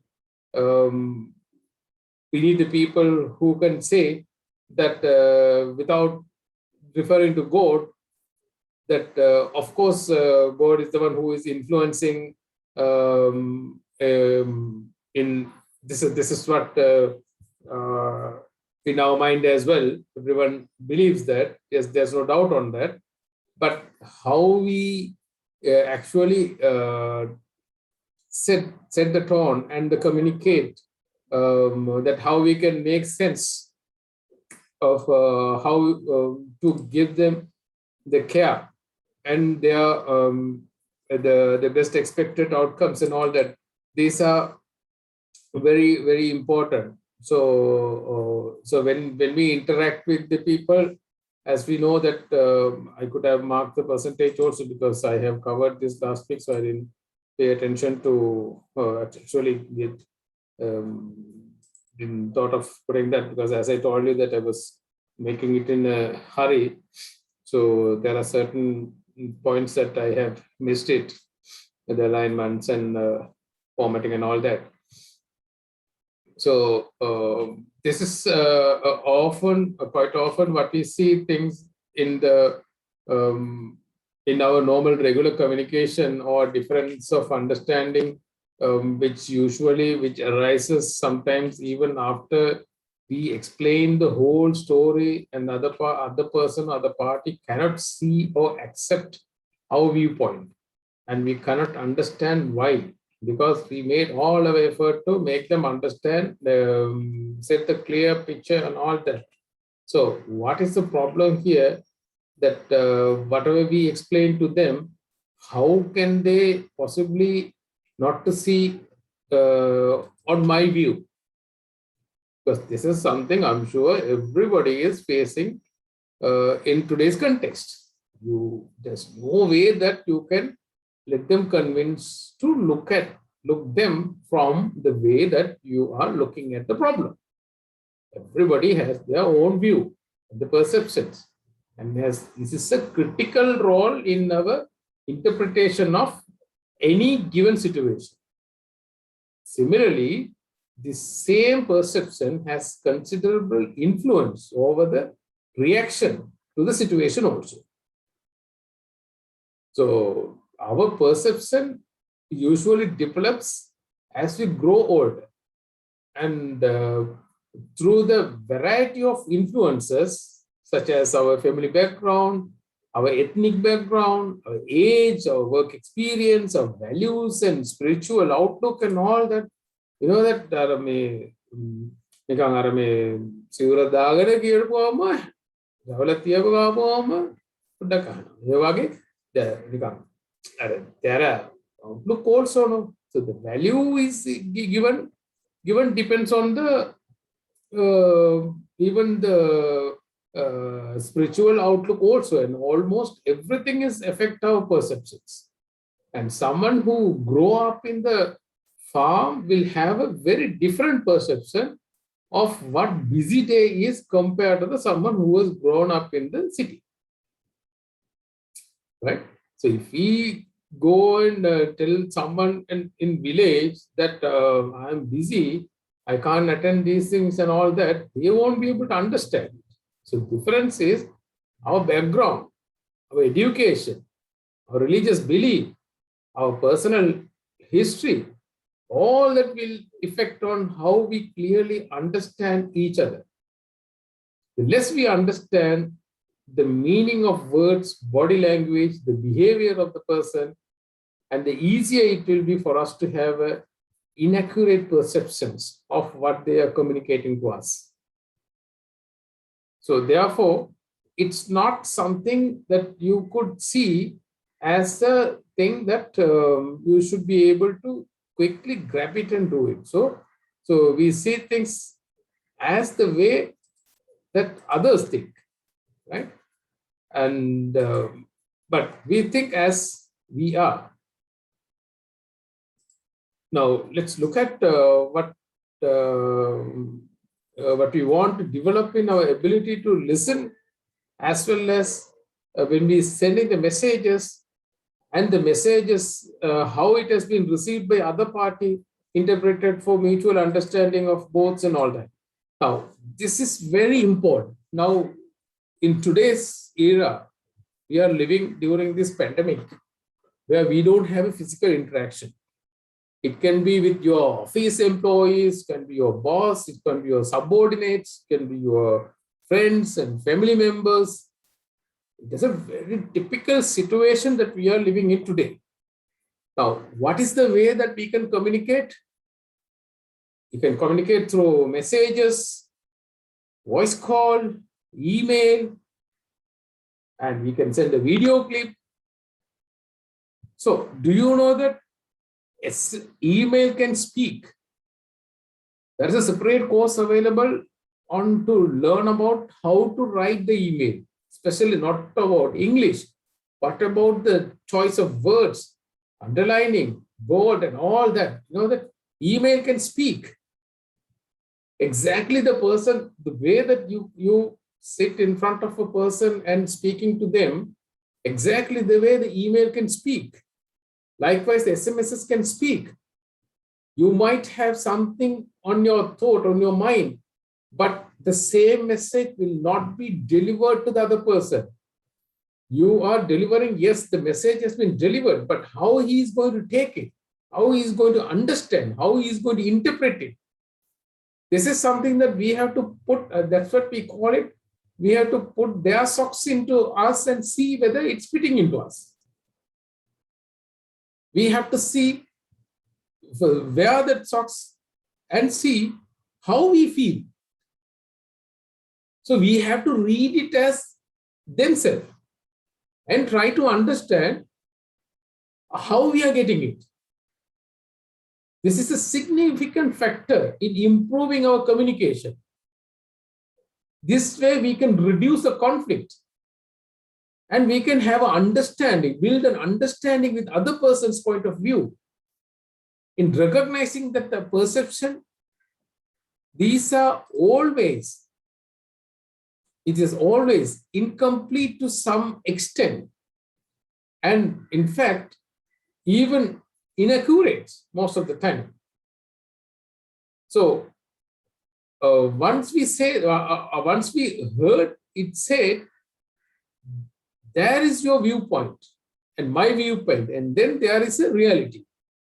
But when we heard the story of the battleship commander guiding his ship, and through this, you know, that how this has been seeing the light coming up towards them, and then the signal for the other craft to stand aside, and you know that these are the signals that not only refused to stand aside, and but also suggested shoulder to be one stand side instead of, and so this is greatly irritated. His signal is back, and how he is telling his rank and commander, and also the demand that he is crafted and stand side and all. You know that these are the things that how things can go in a different way. Now when you are relying on the signal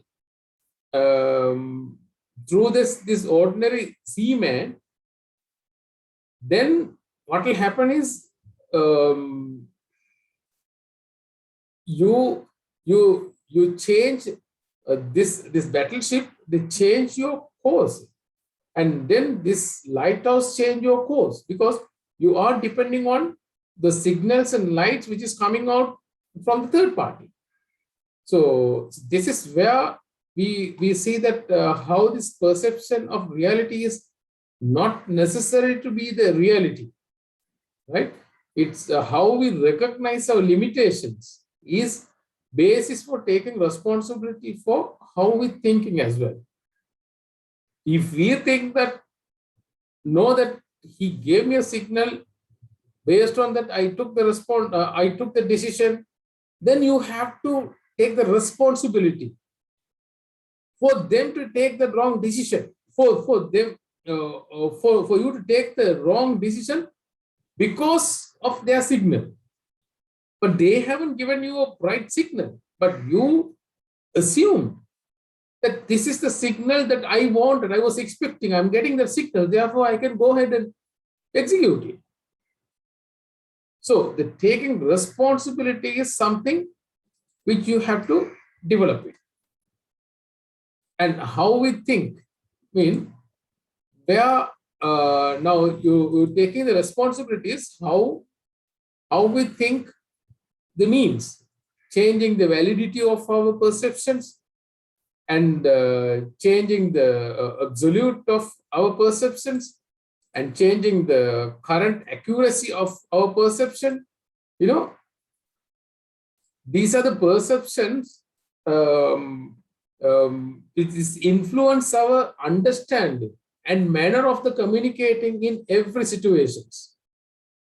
And we have each one of us have developed set of patterns in our behaviors, right? When someone responded like this, I'm going to react like this. This is what we often react the same way. For some of these can be backing down when we should be more assertive also. Or it can be, we will end up overreacting when we should be obtaining more information first. So we would have seen this situation. So often we ended up with regretting for our actions rather than, making ourselves happy about our decisions. Most of the time, we will be ended up regretting about this. So the behaviors, of course, we got to see that how our patterns or usual behavior can be logical, and how we can consider and how this is mature, or they can be even frequently, they can cause the unsatisfactory communication experience among the people as well. So if we tend to operate in a reactive mode, no matter what comes in, we try to put something, we'll see the reaction, and this is maybe mainly for the particular circumstances. We don't know about the full story. We don't have a clear understanding. We didn't get the right signal. So we are trying to see, okay, what's coming out, and then we are going to react accordingly. If we do like this in our life, actually, we will be losing the power and the control. Right? So one of the example, being defensive. Okay, so you might come across this situation, then they will say that, let's say now I was expecting one of you to bring the notebook or attendance sheet for this class or whatever. And when I question it, you're saying, no, sir, I thought you would have. No, before I ask the question, you know that you forgot it. Before I ask the question, you try to give an explanation, or you try to be defensive. You know, I meant there. Oh, I thought there's that office is closed and all that stories. You know, this is a simple thing I would have talked about, but most of the time you would have come across that sort of defensive answer. They always try to give a defensive answer. So you wanted to safeguard yourself first, right? and you can also, there can be a situation where say something at the beginning and later regret, later say that, sorry, I thought it has been done already, or it would have been other way around and all that. Or you can,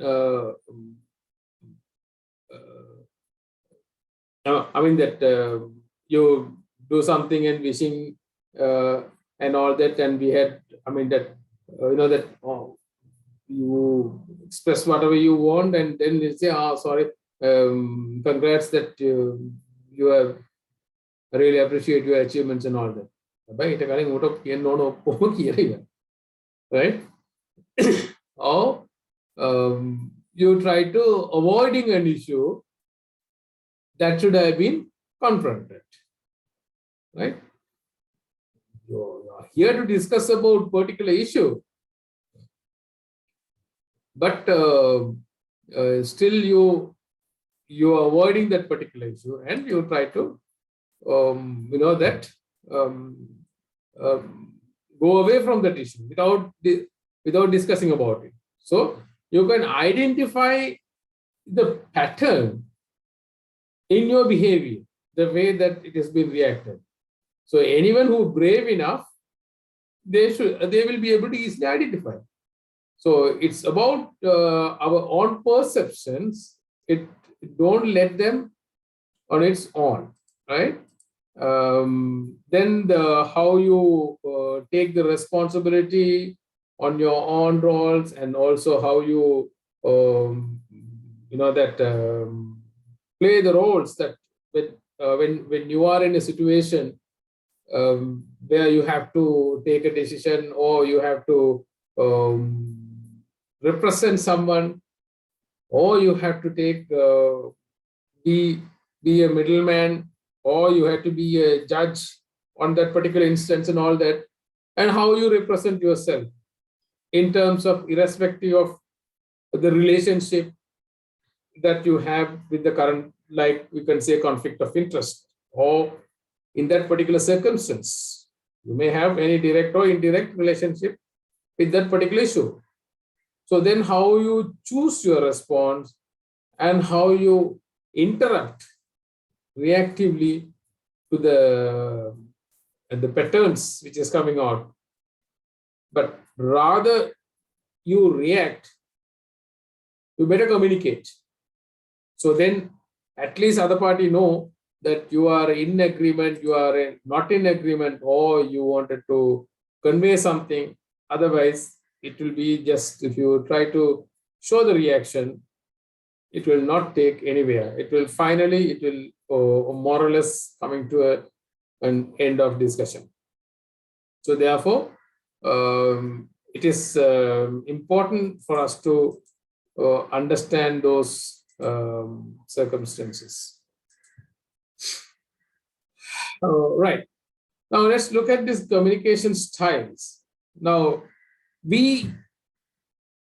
all of us develop particular style of communication, right? So we have our own way of recognizing different styles of communication that will help us to interact and communicate with each other people, especially in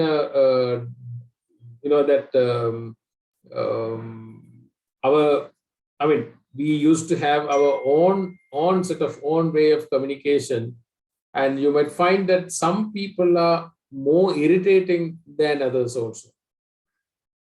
Okay, some people we will find it very interesting to talk to them, because they always talk about something what we think, or what is good, or something constructive.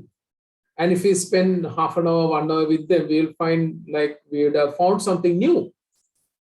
We could start some new engagement. We can look at something in a different ways to look at the problems. These are different people has different ways of, and some are like very unpleasant also, and they don't. But but we may have not done anything wrong to them as well. So they just seems to be, that that's the way they behave. So these are certain things that we got to understand how the people are communicating and the communication styles that can divide into different groups, right? Look at this, the directors, right?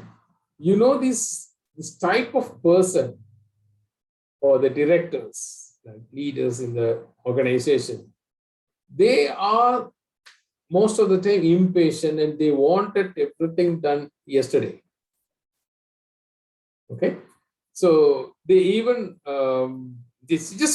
speak quickly, and even they're often using the short form of the languages, right?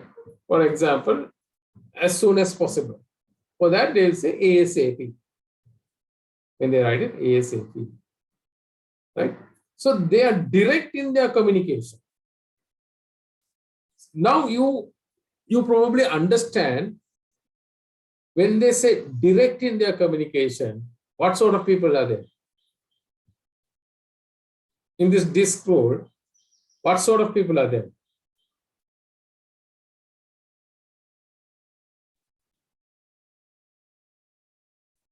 Nobody knows?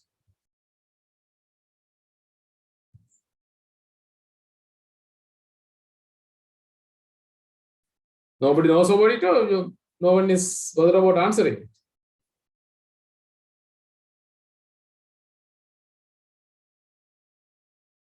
Are you all there with me? You can see 30 people out here out of 37. Do you have any other classes after this?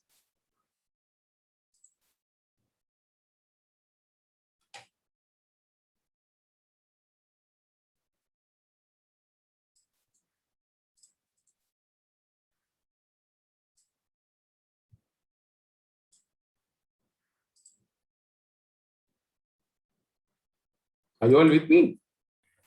Yes, sir. We are here. Okay.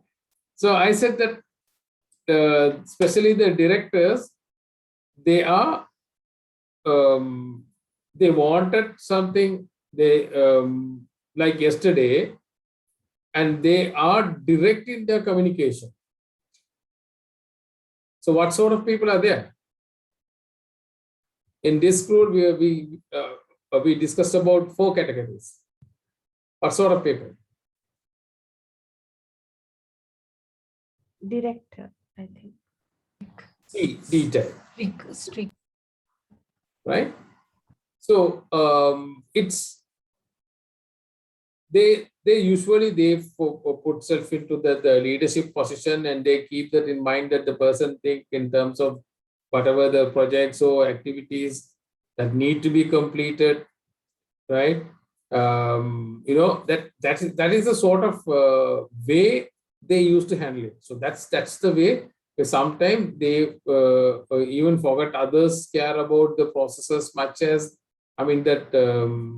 others might think that the project or whatever the initiative, the process has been completed, but until they see the result, they don't want to convince. So they usually see the realizing the differences that help, not what usually that personalized towards anyone, but they do it without even being aware of what they are hurting some people and all that, right?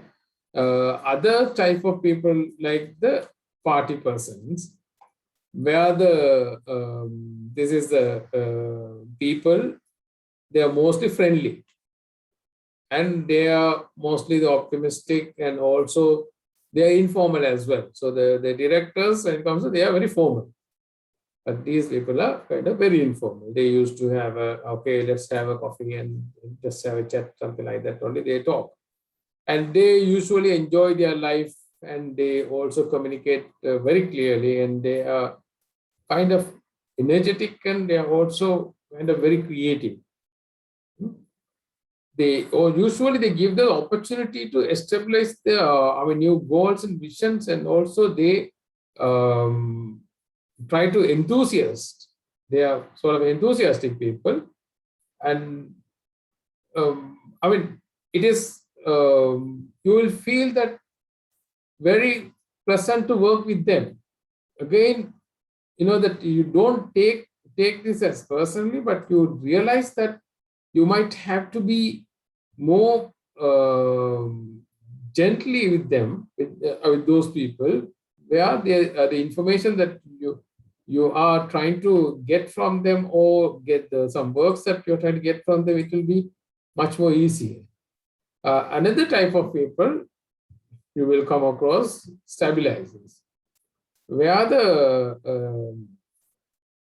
these people are kind of shy, and but they usually they support each other, and also they are a bit loyal, and also they will be caring others, and they have a difficulty in saying no when you ask something.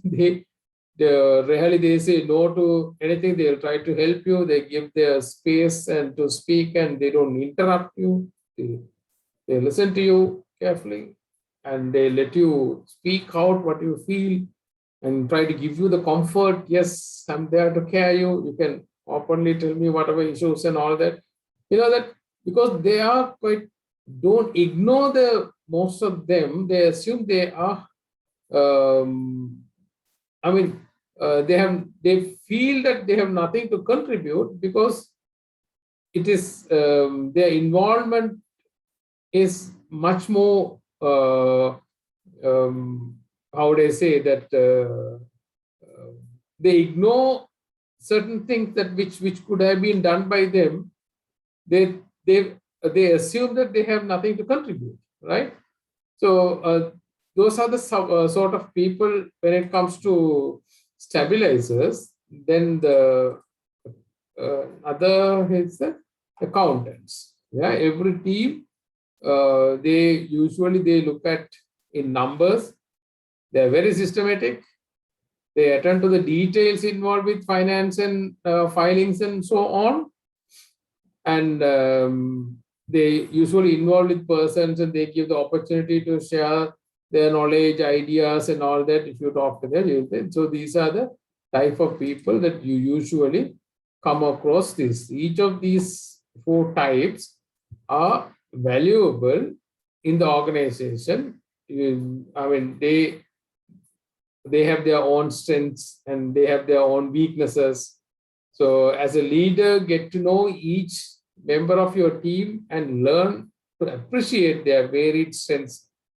It is very important, right? This is what we have learned during last session also, through this DISC rule, to understand about the personality types, right? These 4 personality types that we have discussed it. Now you can imagine that all 4 categories are important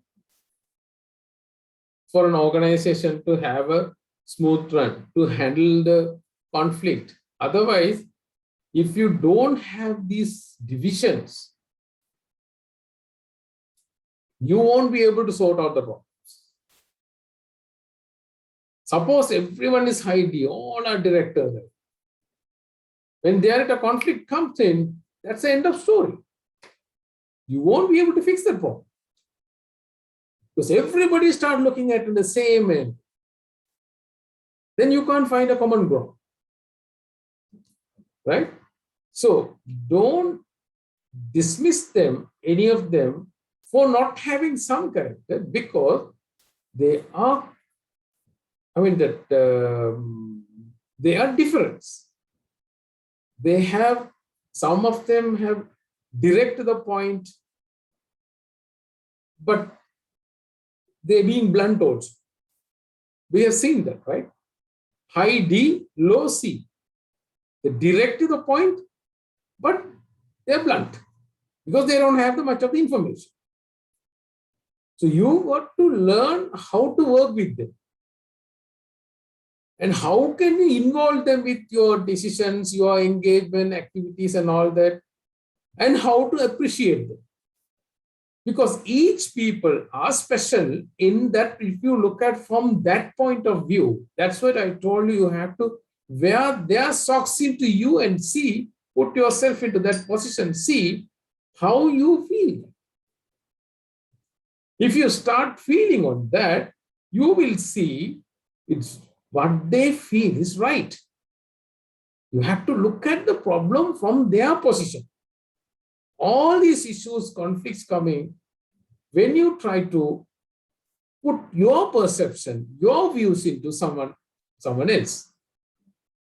So therefore, I think you have understood this in detail. I have to cover little more. Do you have time? I can probably take another 10 minutes, but I won't be able to finish it, but I should be able to do something more because I have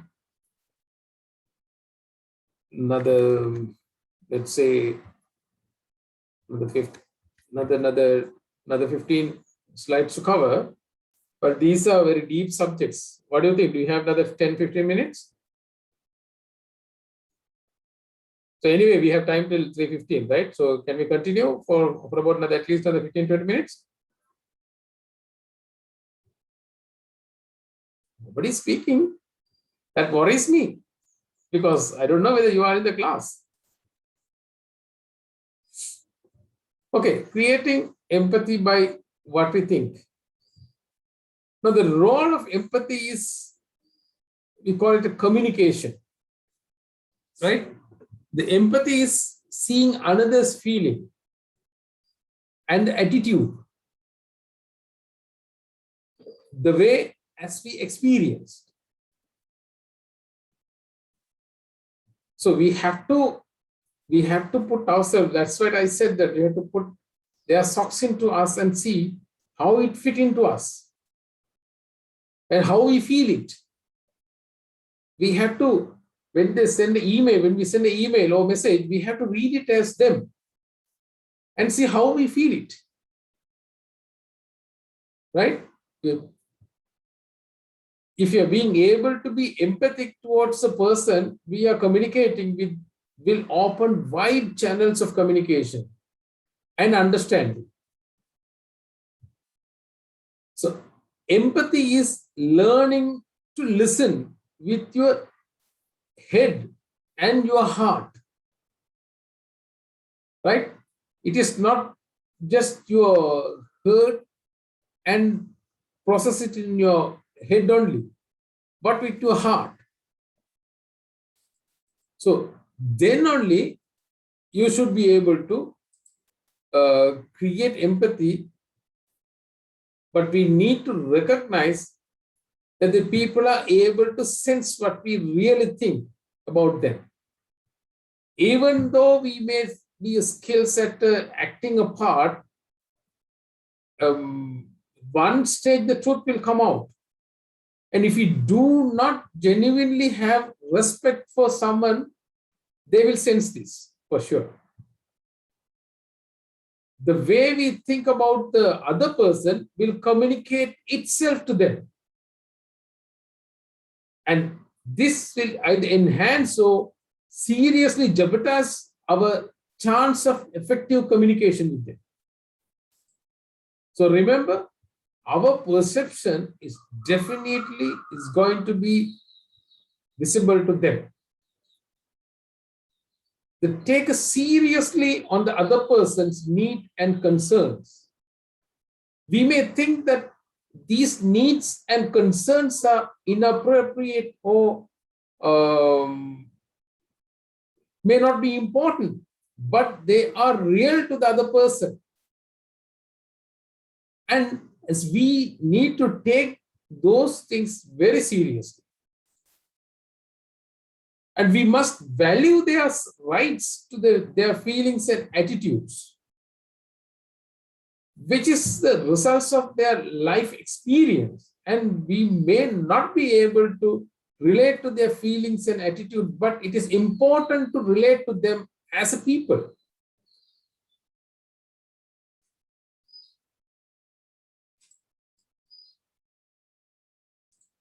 their privacy values and experience, they may be not new to us, or we might think that this is not something that we wanted to be happy about it, but they are an integral to the other person viewpoint. So our goal is to understand how they are perceiving things. And we do not have to be afraid that this means that we are agreeing with them or we are going against them. What they are trying to do is we simply keeping the line of communication open. Then we have our reserved judgment and the blame. This is important if we are to achieve worthwhile outcome. When we are dealing with the people, since they are judging, even blaming about other people, and you might do that frequently, and particularly if they believe that they may be found wanting, they're much less likely to want to hear from you or that whatever you are going to say to them. So therefore, it is important for you to creating empathy, right? And to listen with your head and heart rather than just picking up the points only. So what do we do to create this empathy? While what we actually think that what we have communicated is subconscious to the other person, or the reduced version of whatever the way that we were trying to convey some message, but they got it in a reduced version, and they try to, but our point of view, it has to either reduce, that if the situation is too critical, dangerous, it has to reduce that the power of possible cause which can happen, or it should enhance the build-up of empathy with that party between you and the other person. What we actually do is even more obvious, and we should be able to influence by our thoughts about that person.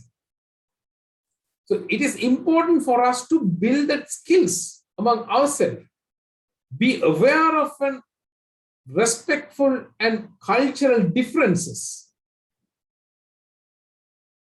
Look at the person and take an active interest in what they are saying when they are communicating.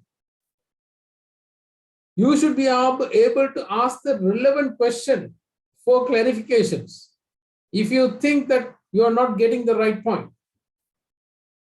If you allow your concentration to fade so that it becomes so obvious you haven't been listening to them, or you other factors which is distracting constantly, you are signaling to the person that what they are saying is not of great interest for you. We have seen this sort of attitude. The moment you give that signal, you're not listening to them properly. You're giving them the signal that what you're saying is not relevant for me, or it's not an interest for me. So then how would you do that? You should be able to use your body language, open up your body languages. You have to react to what they are saying. Is it? Really? Wow, that's great. Likewise, today what's happening here, only I am speaking. Even when I ask the question 10 times, still answer is not coming out. Is it a typical conflict situation that we are talking about? Are we going to build that rapport, or are we looking at something to break up? So you have to make a whole kind of eye contact with them. but you are not even ready to switch on your camera. Okay. So I'm trying to relate with what you do when this is a lesson that we are learning about how are we going to handle this conflict and how are we going to move forward with little and avoid that conflicts and all that. Especially if we are into the difficult situation and try to find out a way that how we can fix that problem, rather than we stand with the person saying that, no, I'm not going to listen to this, I'm not going to switch on, I'm not going to switch on my mic, I'm not going to answer anything. You do whatever you want. Am I right? So,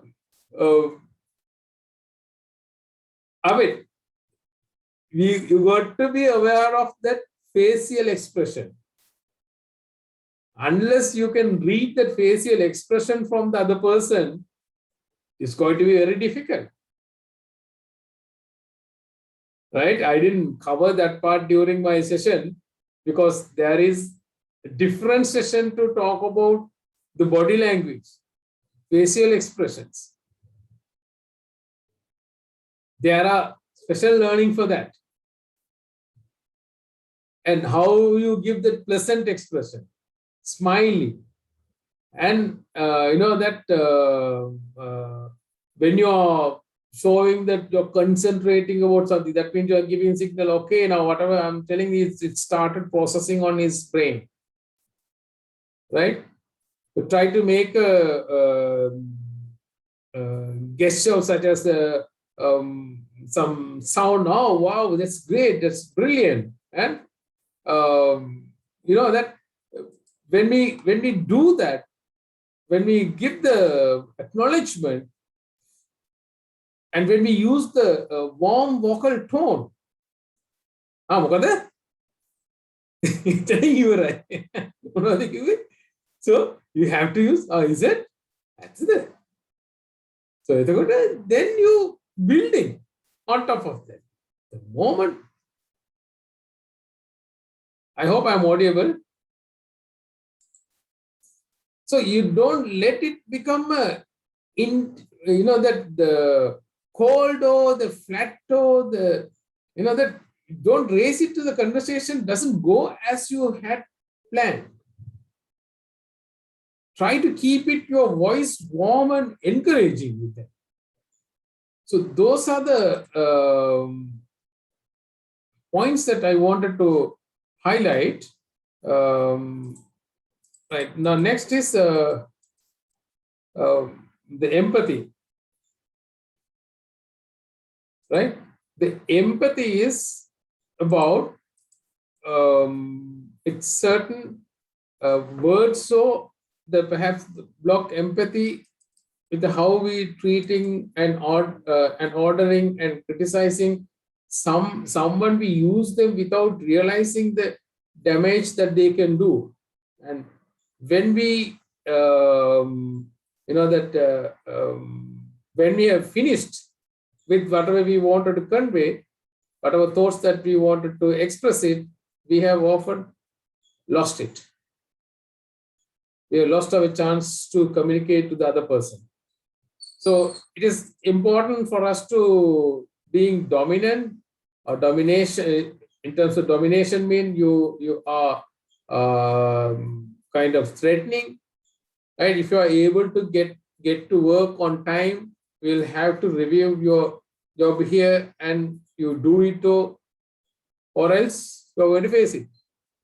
So you're using that sort of a threatening or ordering something. I'll see you immediately in my office.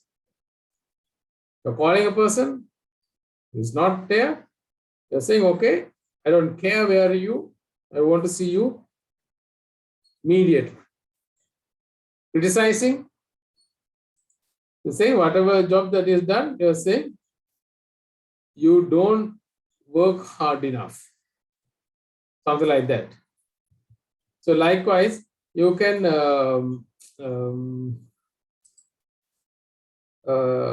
name calling, where the you can say that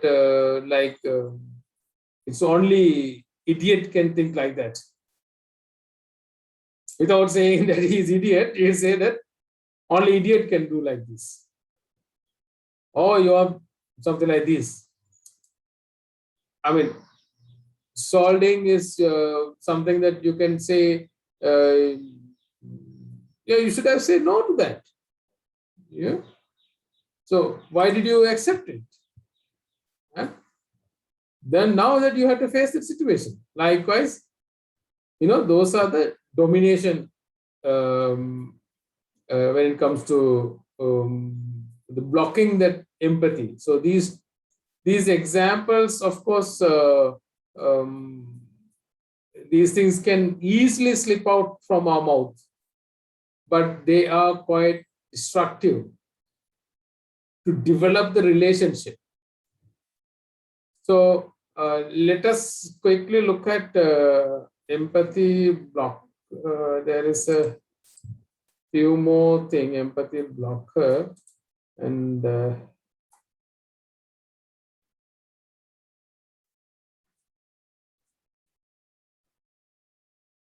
that shall we spend another 2 minutes and finish it off, because there are a few things that I have to cover. We can wind up with that, so that the rest of the thing I can cover it up next week. Or should we stop it here? Do you have any other class?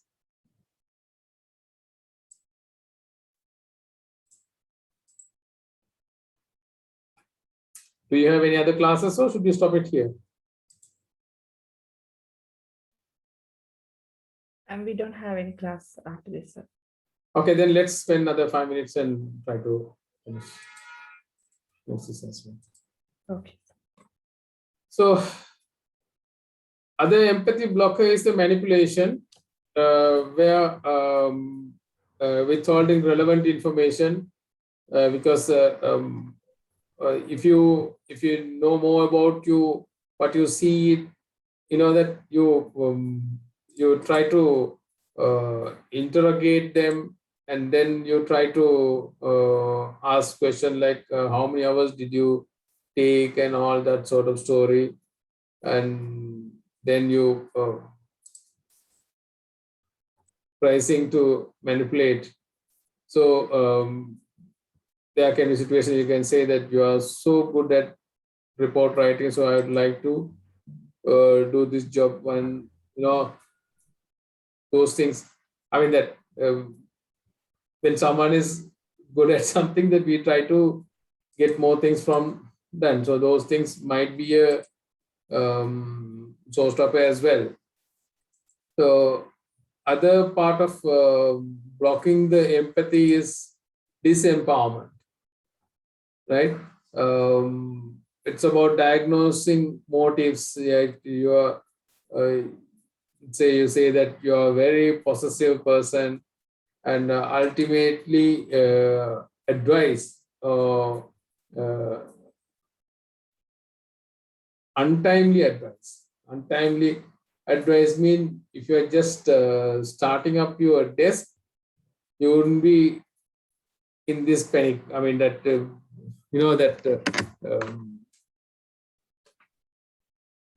moment they come to work, then we try to that before they even start, that we try to advise them and all that. Those are the things which can cause or block the empathy. And last point is changing the topic. Now, while we are talking about important things, we are saying that no, I'm worried about family or someone, my friend or someone. Yes, it's and then you say that, I mean that when someone in conflict, when you're talking about something, you will say that no, it's I'm only worried about my future, my family or my friends. Yes, it is a worry, but again, when someone is worried about their family or matters and all that, important matters or family matters, then you say that, did I tell you that I got I mean that what I got to do with this, right? So those are the things sort of, I mean that small matters which can actually block the empathy. Just one final thing, denial or refuse to address certain issues, right? You say there is nothing to discuss. I can't see any problem out here. Where even when they see that yes, there is a problem, or they feel there is a problem, but still to say no, I don't see a problem out here, and don't even come for take it to the discussion.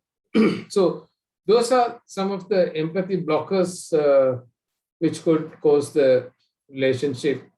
So yeah, that's all I want to cover today. Thank you very much for joining. I was planning to give assignment also. If I start the assignment, because anyway, as part of this course module that we have to do the assignment as well.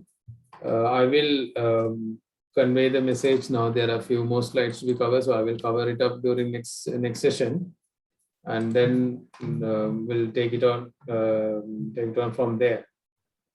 So if you have any questions, suggestions, please, now it's time to give your suggestions as well. I'll stop.